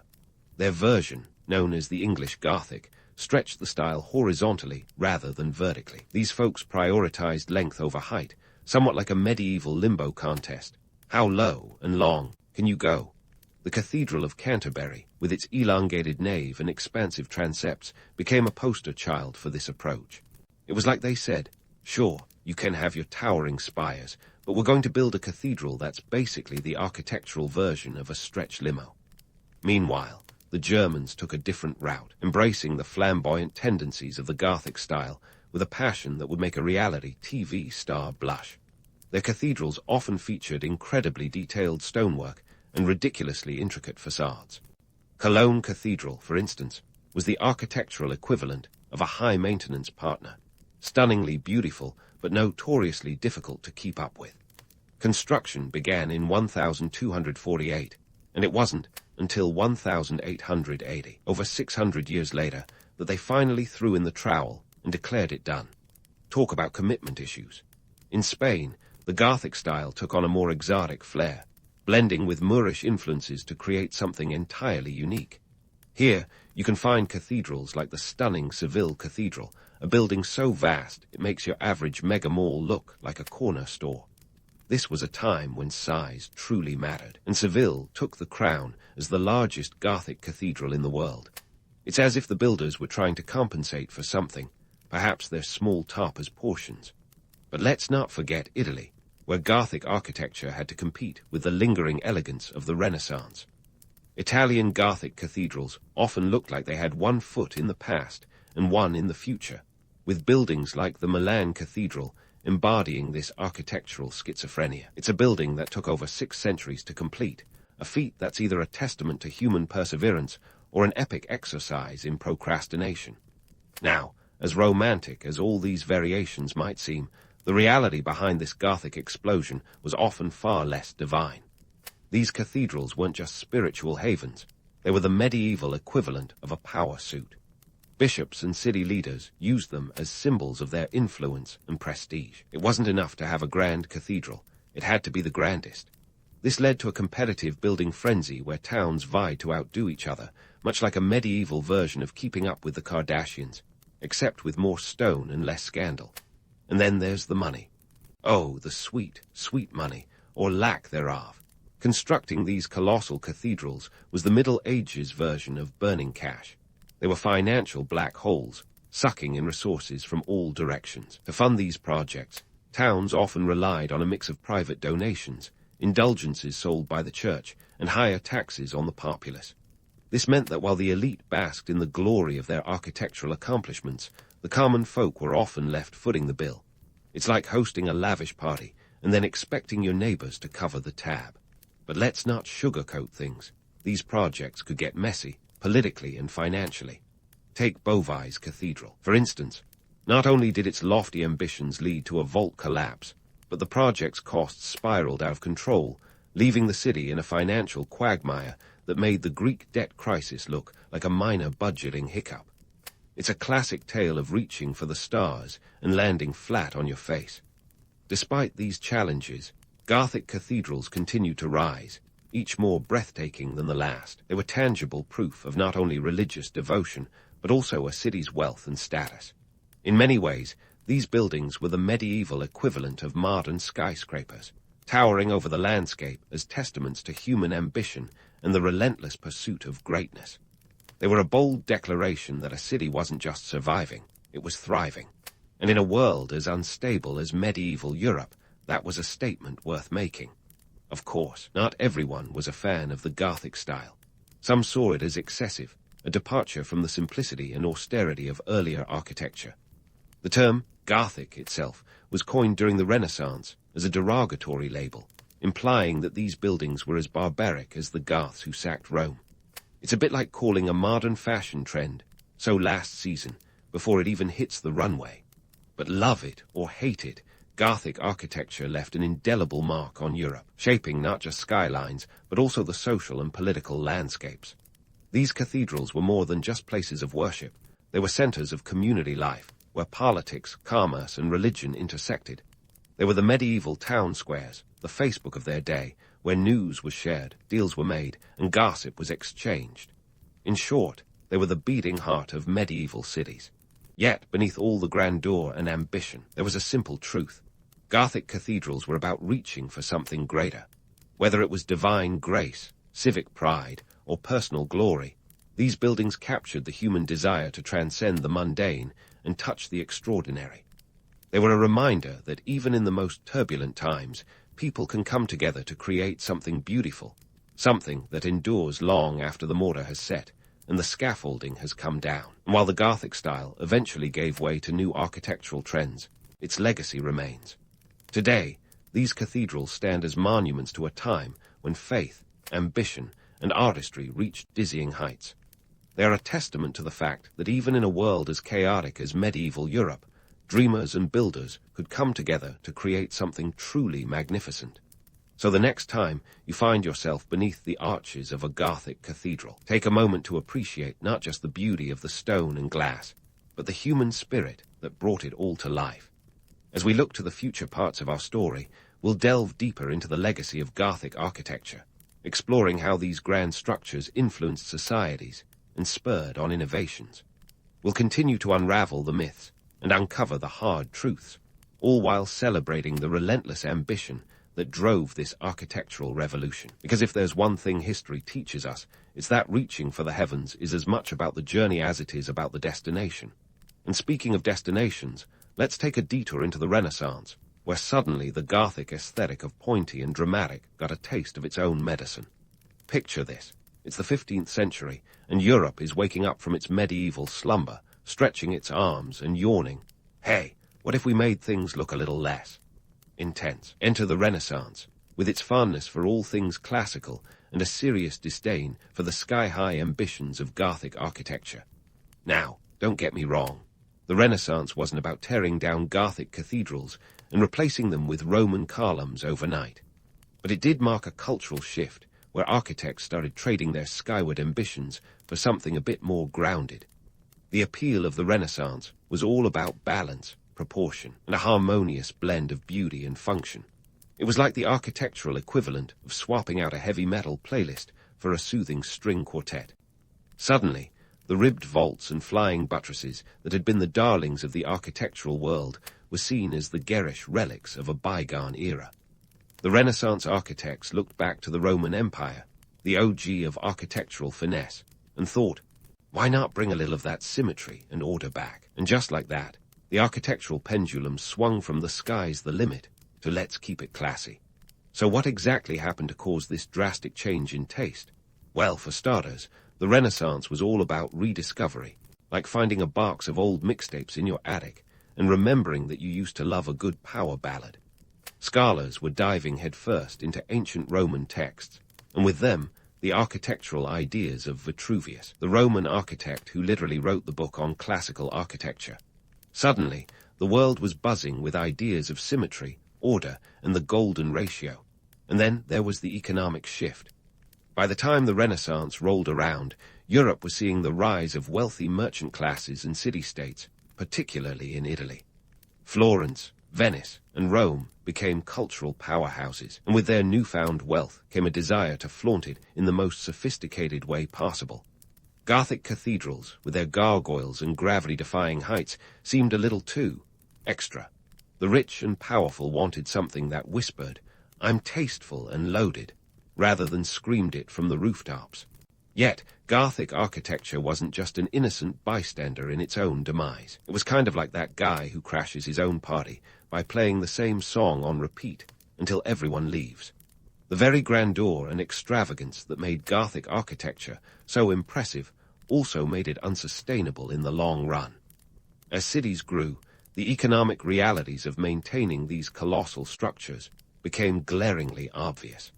Those magnificent stained glass windows didn't clean themselves, and flying buttresses could only hold up so much before the weight of their ambition came crashing down. Take the Cologne Cathedral, for instance. This beauty took over 600 years to complete. By the time it was finished, architectural tastes had moved on about as quickly as a teenager's attention span. Meanwhile, in Beauvais, the cathedral's choir vaults collapsed in 1284, proving that pushing architectural boundaries could sometimes lead to a very literal crash course in humility. But let's not pretend the Renaissance was all sunshine and perfectly proportioned daisies. The transition from Gothic to Renaissance didn't happen without its fair share of drama. There were still those who loved the Gothic style for its ability to stir emotions and inspire awe. It was the ultimate architectural power move, a way to say, look at what we can do, in the most dramatic fashion possible. And let's face it, sometimes you want a building that makes you feel like you're walking into a Wagner opera, not a quiet afternoon at the library. Despite its decline, Gothic architecture left a legacy that couldn't be ignored. It influenced the design of buildings well into the future, from the playful neo-Gothic styles of the 19th century to the Gothic revival that saw new cathedrals rise in homage to their medieval predecessors. Even today, modern architects look back at these towering structures with a mix of admiration and envy, wondering how on earth they managed to pull it off without the aid of modern technology. In truth, the decline of Gothic architecture was less about failure and more about evolution. The world was changing, and as it did, so too did its tastes and priorities. Gothic cathedrals were built during a time of intense religious devotion and civic pride, a time when cities were willing to invest generations into creating something truly magnificent. But as the Renaissance dawned, priorities shifted towards humanism, science, and the rediscovery of the classical past. So, as we bid adieu to the Gothic era, it's worth remembering that its decline wasn't a fall from grace, but rather a graceful bow out of the spotlight. The cathedrals remain, standing tall as a testament to the time when ambition knew no bounds and the only limit was the sky, or at least, the point where the architecture stopped holding itself up. As we gear up for the final act in our Gothic tale, we'll explore how these grand structures influenced societies and spurred on innovations. We'll continue unraveling myths and uncovering the hard truths, celebrating the relentless ambition that drove this architectural revolution. Because if history has taught us anything, it's that reaching for the heavens is as much about the journey as it is about the destination. Now, as we bid adieu to the Gothic era, it's worth remembering that its decline wasn't a fall from grace, but rather a graceful bow out of the spotlight. The cathedrals remain, standing tall as a testament to the time when ambition knew no bounds and the only limit was the sky, or at least, the point where the architecture stopped holding itself up. But here's where the plot thickens. Just when you thought the Gothic style was safely tucked away in the pages of history, the 19th century decided to pull a fast one with the Gothic revival. That's right, folks. What was old became new again, like bell-bottoms or vinyl records, except with a lot more stone and a touch less polyester. The 19th century, a time of industrial revolution and social upheaval, looked back at the Middle Ages with a peculiar mix of nostalgia and selective amnesia. Amidst the smog and steam of the industrial age, people yearned for a return to the perceived simplicity and spiritual depth of medieval times.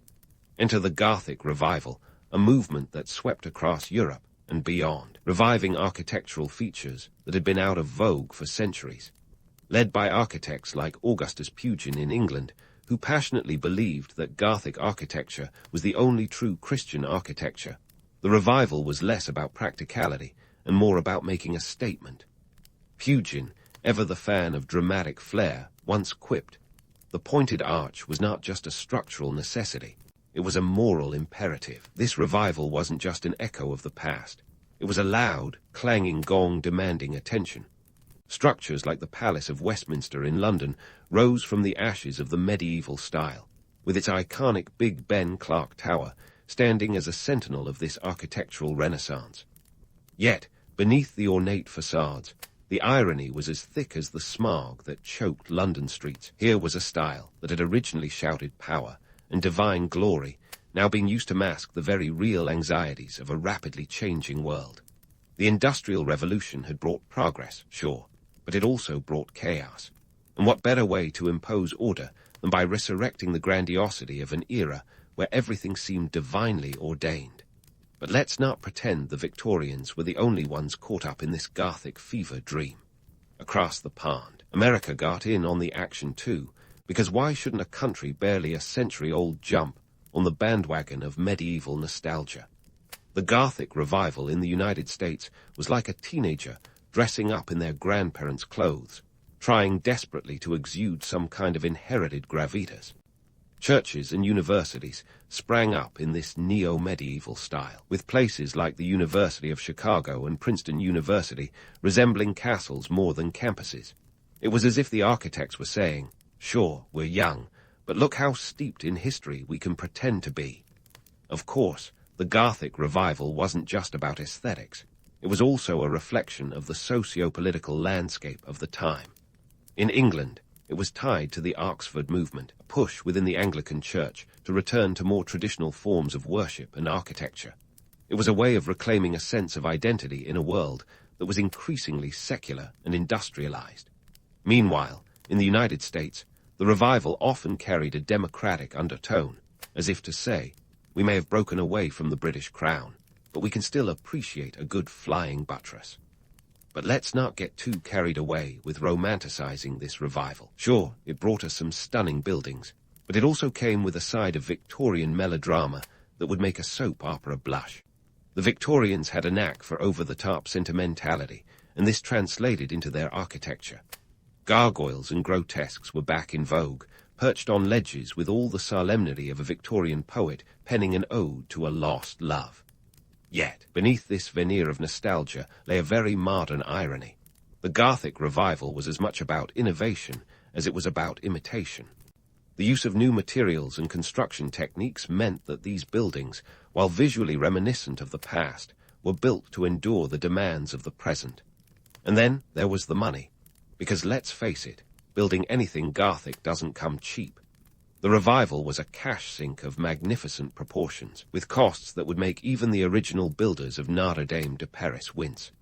The Palace of Westminster alone cost the British government over £2 million at the time, a sum that translates to a jaw-dropping £250 million today.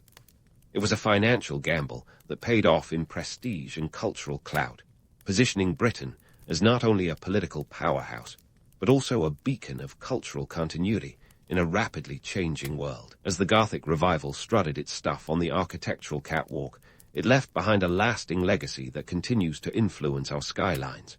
Today, we see echoes of this movement in everything from the skyscrapers of New York to the cathedrals of Sydney.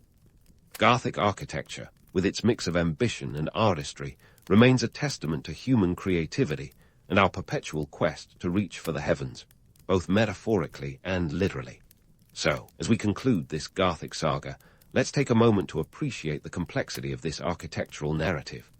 The Gothic style, with its soaring arches and intricate stonework, was as much about reaching for divine inspiration as it was about earthly power. It was a reflection of the societies that built these monuments, showcasing their values, their ambitions, and their occasional tendency towards excess. The revival of this style in the 19th century, with all its Victorian flair, was a nod to the past that cleverly bridged the gap to the future, proving that sometimes, looking back can inspire leaps forward. And there you have it, Gothic architecture, in all its pointy, dramatic, and sometimes downright perplexing glory. From its medieval origins to its Victorian revival, this style has captivated the imagination and left an indelible mark on the world. It's a reminder that in architecture, as in life, sometimes the most enduring achievements are those built on a foundation of dreams, ambition, and just a hint of audacity. So next time you find yourself gazing at a Gothic spire piercing the sky, remember that it's not just a relic of the past. It's a monument to the enduring human spirit, always reaching higher, always striving for more. Charlemagne, the king whose name sounds like a medieval designer label, had a life that could fill an entire epic saga. But let's break it down into bite-sized, chewable pieces. Born in 742 AD, give or take a few months, depending on which historian you ask, Charles, or Karl to his Frankish pals, was destined for a life of grandeur and a bit of familial drama that would make any modern soap opera look like a polite tea party. Now, the Franks, Charlemagne's people, weren't exactly known for their subtlety. These folks were carving out kingdoms in the remnants of the Roman Empire like they were slicing through a block of cheese. And Charles was right at the center of this ambitious carving project. But before he was Charlemagne the Great, he was just Charles, the ambitious son in a rather complicated family scenario. The domestic scene, you see, was a bit messy. Charles had a brother named Charlemagne, and if you're thinking that their parents were not particularly creative with names, you'd be right. Their father, Pepin the Short, wasn't just known for his lack of verticality. He was the king who laid the groundwork for his son's future squabbles. In 768, the old man kicked the bucket, leaving his sons to rule the Frankish kingdom together. This was a kingdom that stretched across parts of modern-day France, Germany, Belgium, and the Netherlands. Imagine trying to co-manage Europe with your sibling without even a single WhatsApp chat to hash things out. The problem was, Charles and Charlemagne were about as compatible as oil and water. They ruled their territories separately, but were supposed to be a team. It's like if you and your sibling had to share a car but lived in different cities. Awkward at best, disastrous at worst. Charles controlled the northern part, while Charlemagne took the southern. This was an arrangement that sounds fair on paper, but in practice, it was like trying to share a pizza when you're both really hungry. Things were bound to get tense.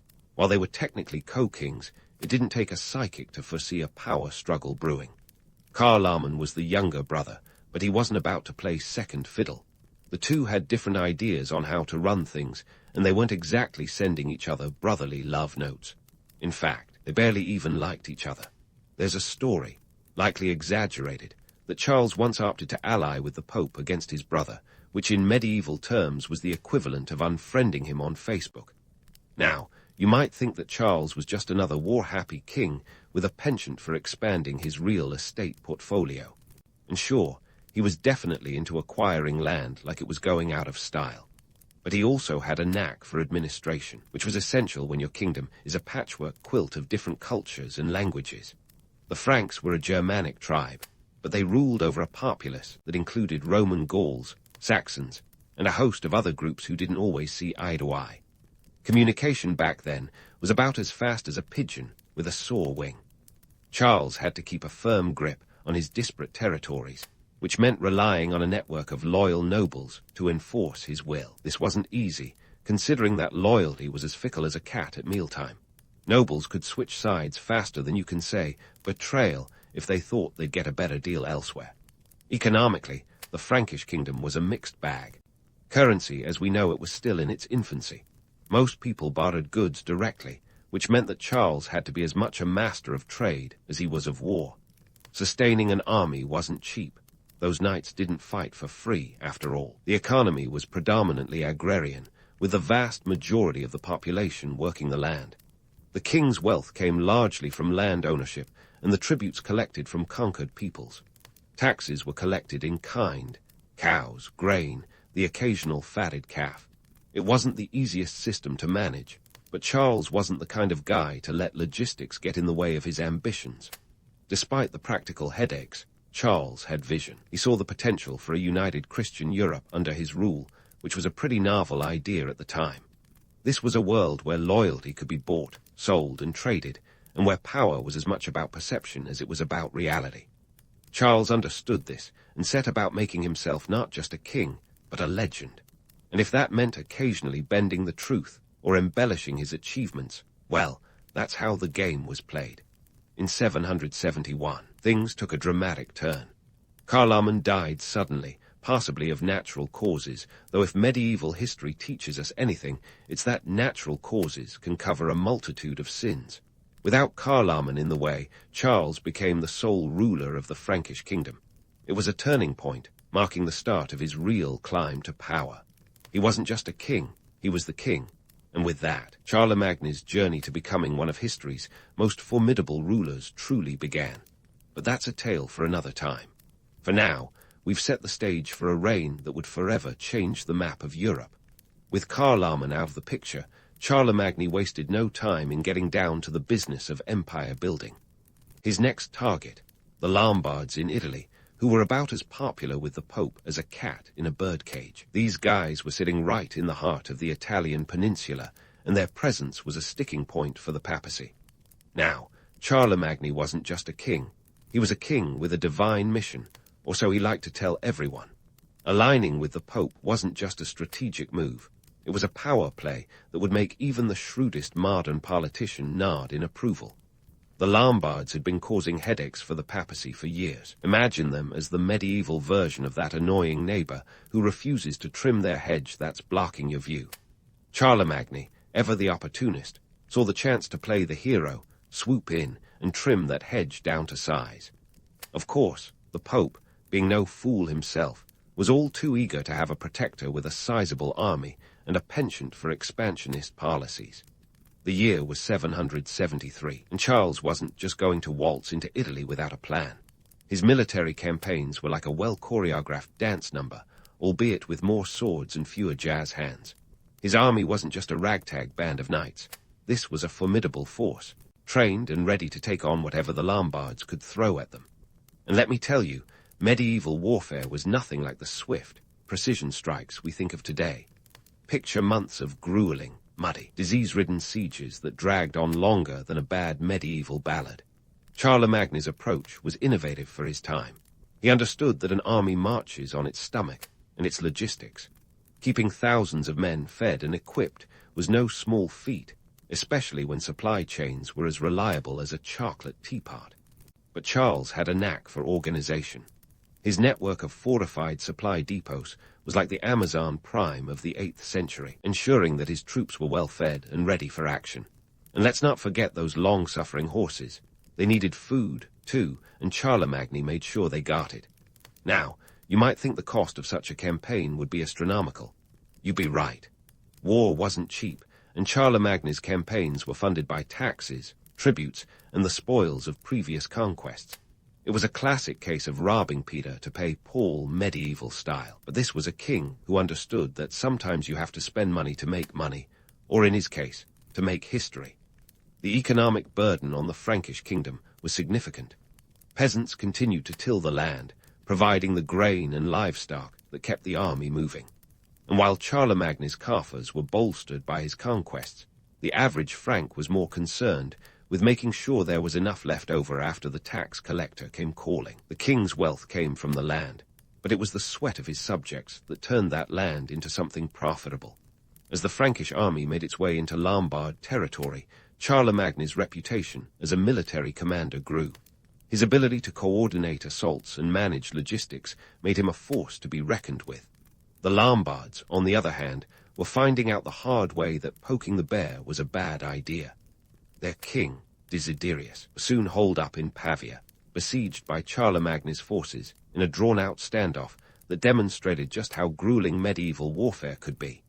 This wasn't a Hollywood battle scene with a quick resolution. This was the slow grind of attrition. The siege of Pavia dragged on for months, with Charlemagne's patience proving as formidable as his military might.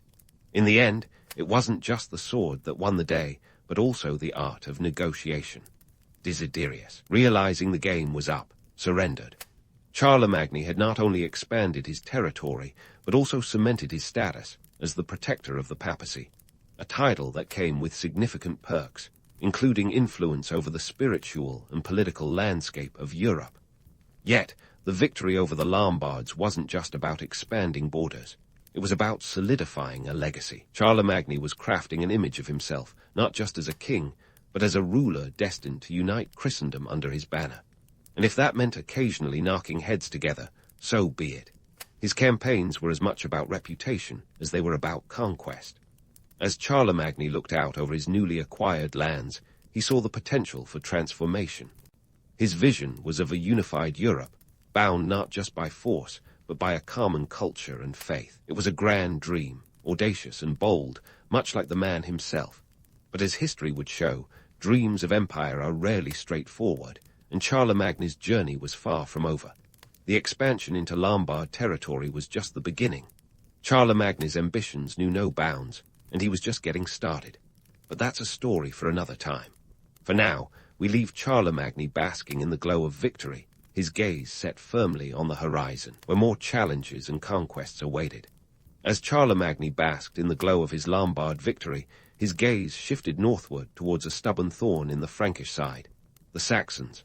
Ah, the Saxons. A people as enduring and obstinate as a medieval itch you just can't scratch. They were the neighbors who refused to play nice, clinging to their pagan ways in the face of Charlemagne's grand vision for a united Christian Europe. For Charles, this wasn't just about expanding borders. It was a divine mission, a holy quest to bring the Saxons into the fold, or else. Now, when we talk about the Saxon wars, wars might be a misnomer suggesting a series of tidy, strategic battles. In reality, this was more of a drawn-out saga of skirmishes, rebellions, and retaliations that would make any military strategist weep into their maps. It lasted over 30 years, starting in 772, and dragging on longer than a bad medieval ballad. This was less of a clean-cut war, and more of an epic game of whack-a-mole, with Charlemagne wielding the mallet. The Saxons were a decentralized lot, living in what is now northern Germany. They were organized into tribes, each with their own chieftains, and they had about as much interest in uniting under a single ruler as a cat has in taking a bath. The Franks, under Charlemagne's command, faced a formidable challenge, converting these fiercely independent pagans who had little interest in bowing to a foreign king or his guard. But Charlemagne was nothing if not persistent, and he wasn't about to let a lack of enthusiasm stand in the way of his divine mission. The campaign kicked off in earnest when Charlemagne, in 772, decided to take a little tour of Saxony with the express intent of dismantling their sacred pagan sites. The most notable of these was the Irminsul, a towering symbol of Saxon spirituality. Picture Charlemagne rolling into town and tearing it down with all the subtlety of a rock star smashing a guitar on stage. This wasn't just about destroying a religious site. It was a power move, a message that said, "I'm here, I'm powerful, and I'm bringing Christianity with me." The Saxons didn't exactly roll over and convert. Instead, they retaliated with the kind of fervor that would make a hornet's nest look welcoming. Leading the charge was Widukind, a Saxon chieftain whose name might not be as famous as Charlemagne's, but whose resistance was legendary. Widukind was the medieval version of a guerrilla fighter, dodging and weaving through Charlemagne's forces, rallying his people to resist this Frankish juggernaut. Charlemagne, however, didn't want to back down from a challenge. His solution, the classic carrot and stick approach, though to be honest, it was mostly stick. His methods of conversion involved a simple choice: embrace Christianity or face the sword. Not exactly the gentle persuasion one might expect from a saintly figure, right? But Charlemagne was nothing if not practical. After all, he had an empire to build, and time waits for no king. The human toll of these campaigns was significant. Thousands of Saxons were either killed or forcibly relocated, and many more were baptized at sword point. This wasn't just about religious conversion. It was a complete cultural upheaval. Charlemagne's insistence on loyalty and obedience meant that any hint of rebellion was met with swift and brutal retribution. In 782, the infamous massacre of Verdun saw the execution of 500 Saxons who had dared to rebel. It was a move that showed Charlemagne's ruthless side, a necessary evil in his eyes, but a sobering reminder that his vision of unity came with a steep price.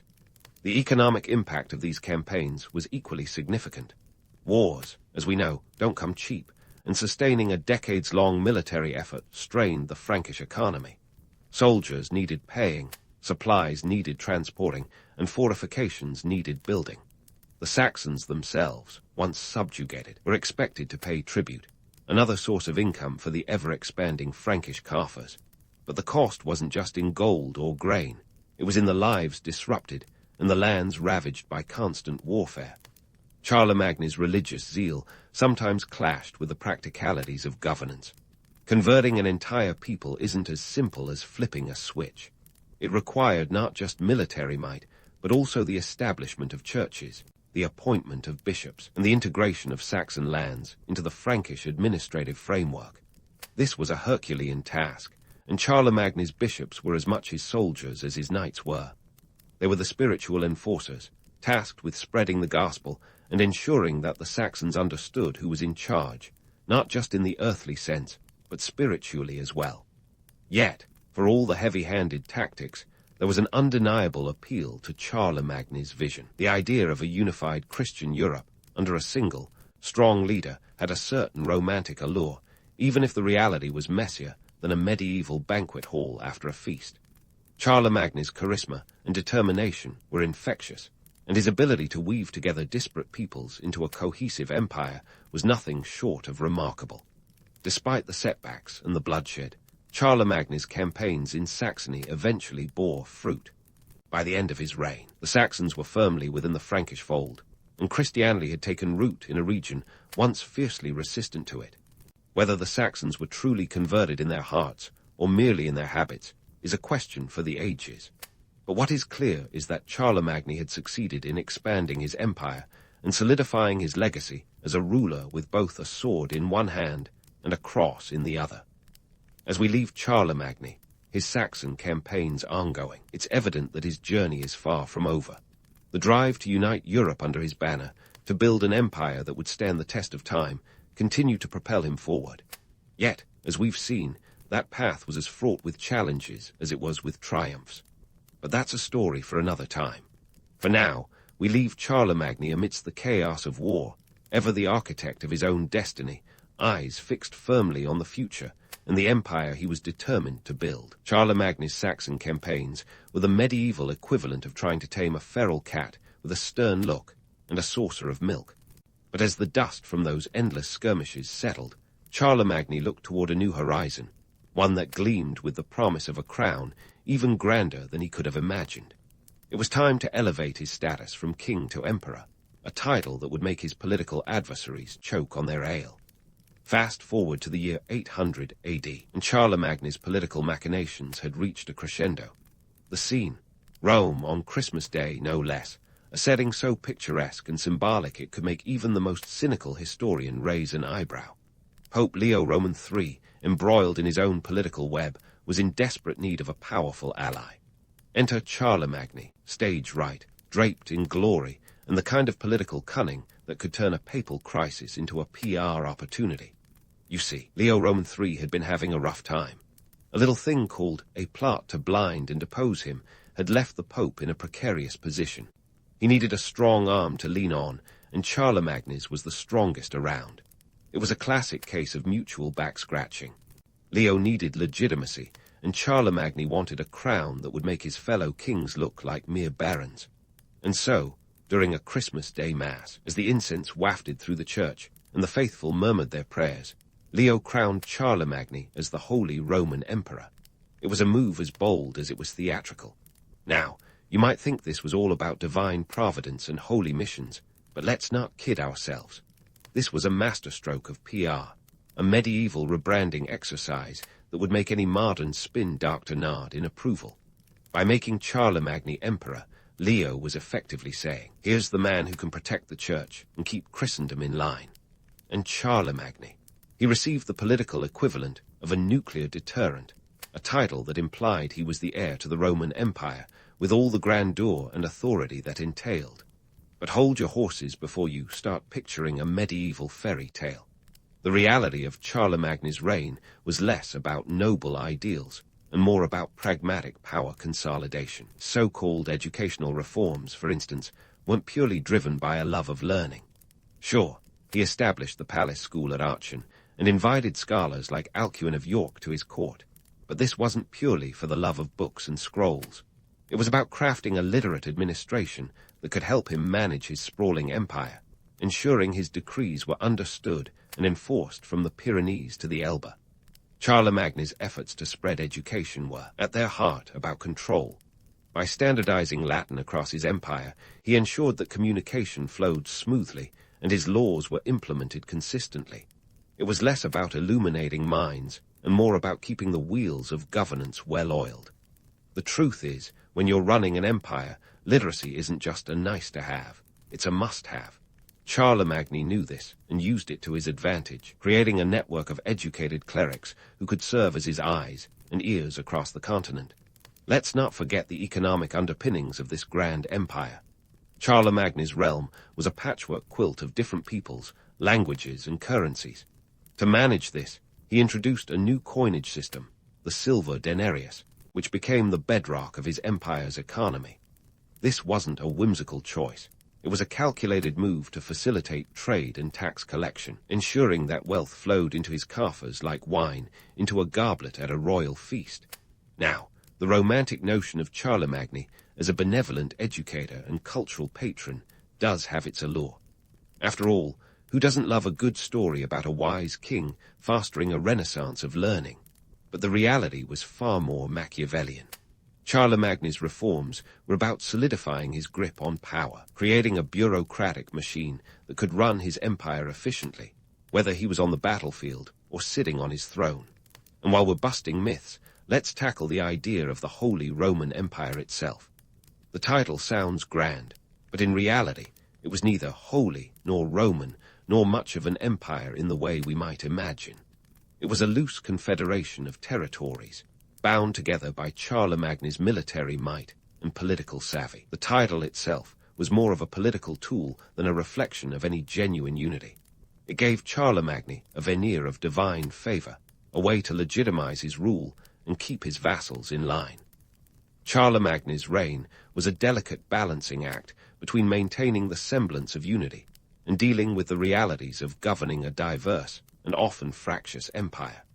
His administrative reforms were crucial in this regard, introducing local laws known as capitularies that provided a semblance of order and predictability. But even these were as much about asserting his authority as they were about justice. In a world where power was often wielded at the tip of a sword, Charlemagne understood that sometimes the pen really was mightier, or at least more effective in the long run. So, as Charlemagne basked in the glory of his new title, surrounded by the pomp and circumstance of imperial majesty, he knew that this was just another step in his grand design. His vision of empire was as much about perception as it was about reality, a carefully crafted image of power that masked the complexities and contradictions of his rule. And while the legend of Charlemagne would grow to eclipse the man himself, the reality was that this emperor was as much a shrewd politician as he was a warrior king. Yet, even as Charlemagne's reign reached its zenith, the challenges of maintaining such a vast empire loomed large. The seeds of future conflicts were already being sown, and the question of succession would become a thorny issue in the years to come. But for now, Charlemagne stood at the pinnacle of his power, a ruler who had reshaped the map of Europe and left an indelible mark on history. As we leave Charlemagne, crowned and celebrated, it's clear that his story is one of ambition, strategy, and the relentless pursuit of power. He was a ruler who understood the art of empire building in all its messy grandeur, a man whose legacy would cast a long shadow over the centuries to follow. Yet, as with all great stories, there's more to tell, more layers to peel back in this complex tapestry of medieval intrigue. But that, dear listener, is a tale for another time. For now, we leave Charlemagne at the height of his empire, his gaze turned toward the future, ever the architect of his own legend.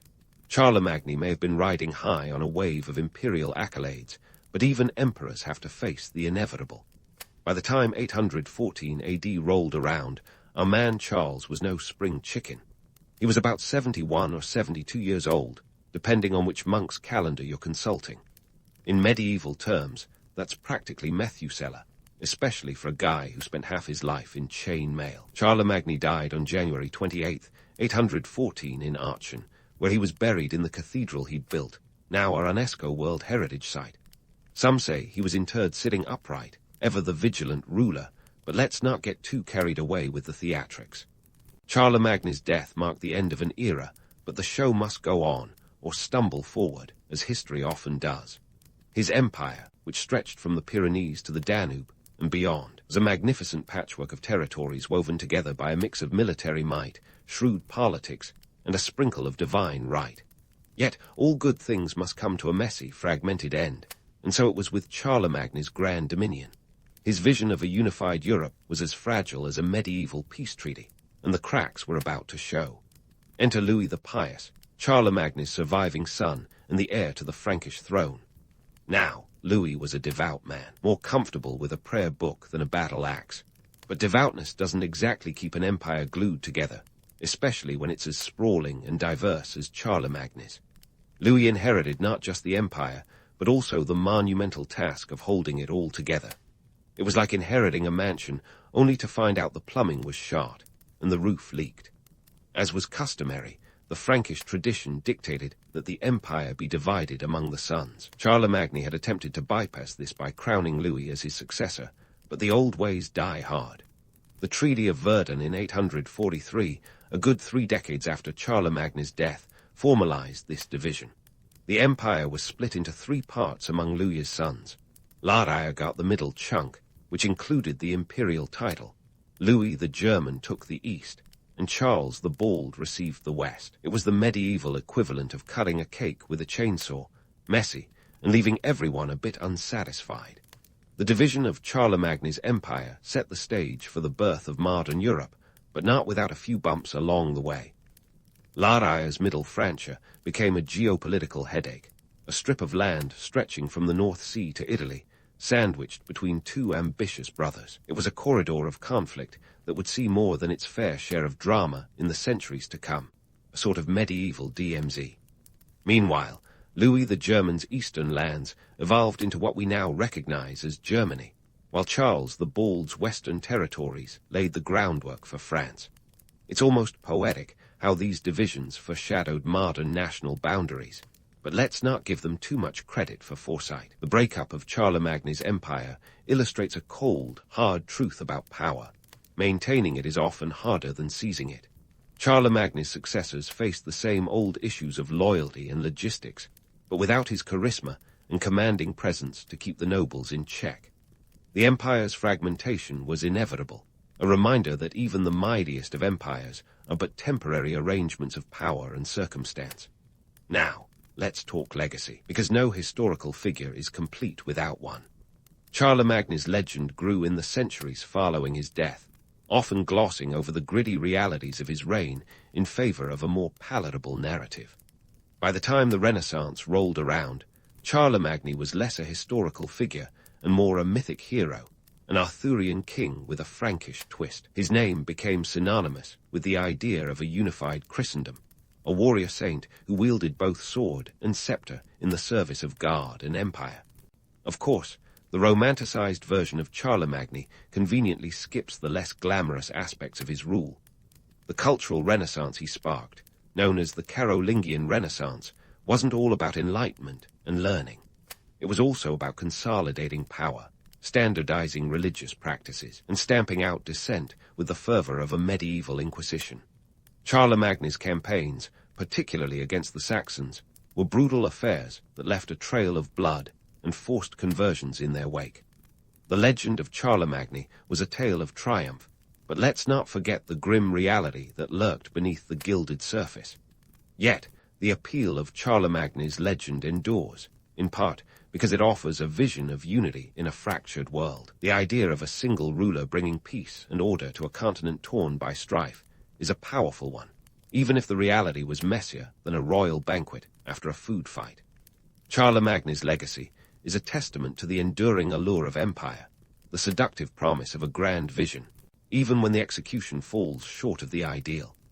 As we wrap up this saga of swords and strategy, it's clear that Charlemagne's impact on European history was monumental. He laid the foundations for the Holy Roman Empire, which, despite its misnomer, became a significant political entity in the Middle Ages. His reforms in administration, education, and law influenced the trajectory of Western civilization, even if they were driven as much by necessity as by noble intent. In the end, Charlemagne's story is a reminder of the complexities of power and legacy. He was a king who became an emperor, a man who turned his ambitions into a legend that outlived him by centuries. Yet, for all the myths and embellishments, Charlemagne was, at his core, a ruler trying to navigate the treacherous waters of medieval politics, a task that required as much cunning as courage. His empire may have fractured, but his legacy endures, a testament to the enduring power of a well-crafted story. And there you have it, folks, the tale of Charlemagne, a man whose life was as epic as it was complex, whose legacy still echoes through the corridors of history.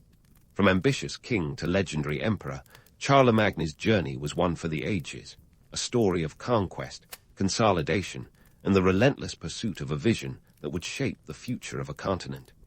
As we close this chapter, take a moment to reflect on the man behind the myth, a ruler whose impact on history is as undeniable as the mythic aura that surrounds him. And with that, we leave Charlemagne, his story told, his legend secure, a fitting end to a tale of empire and ambition.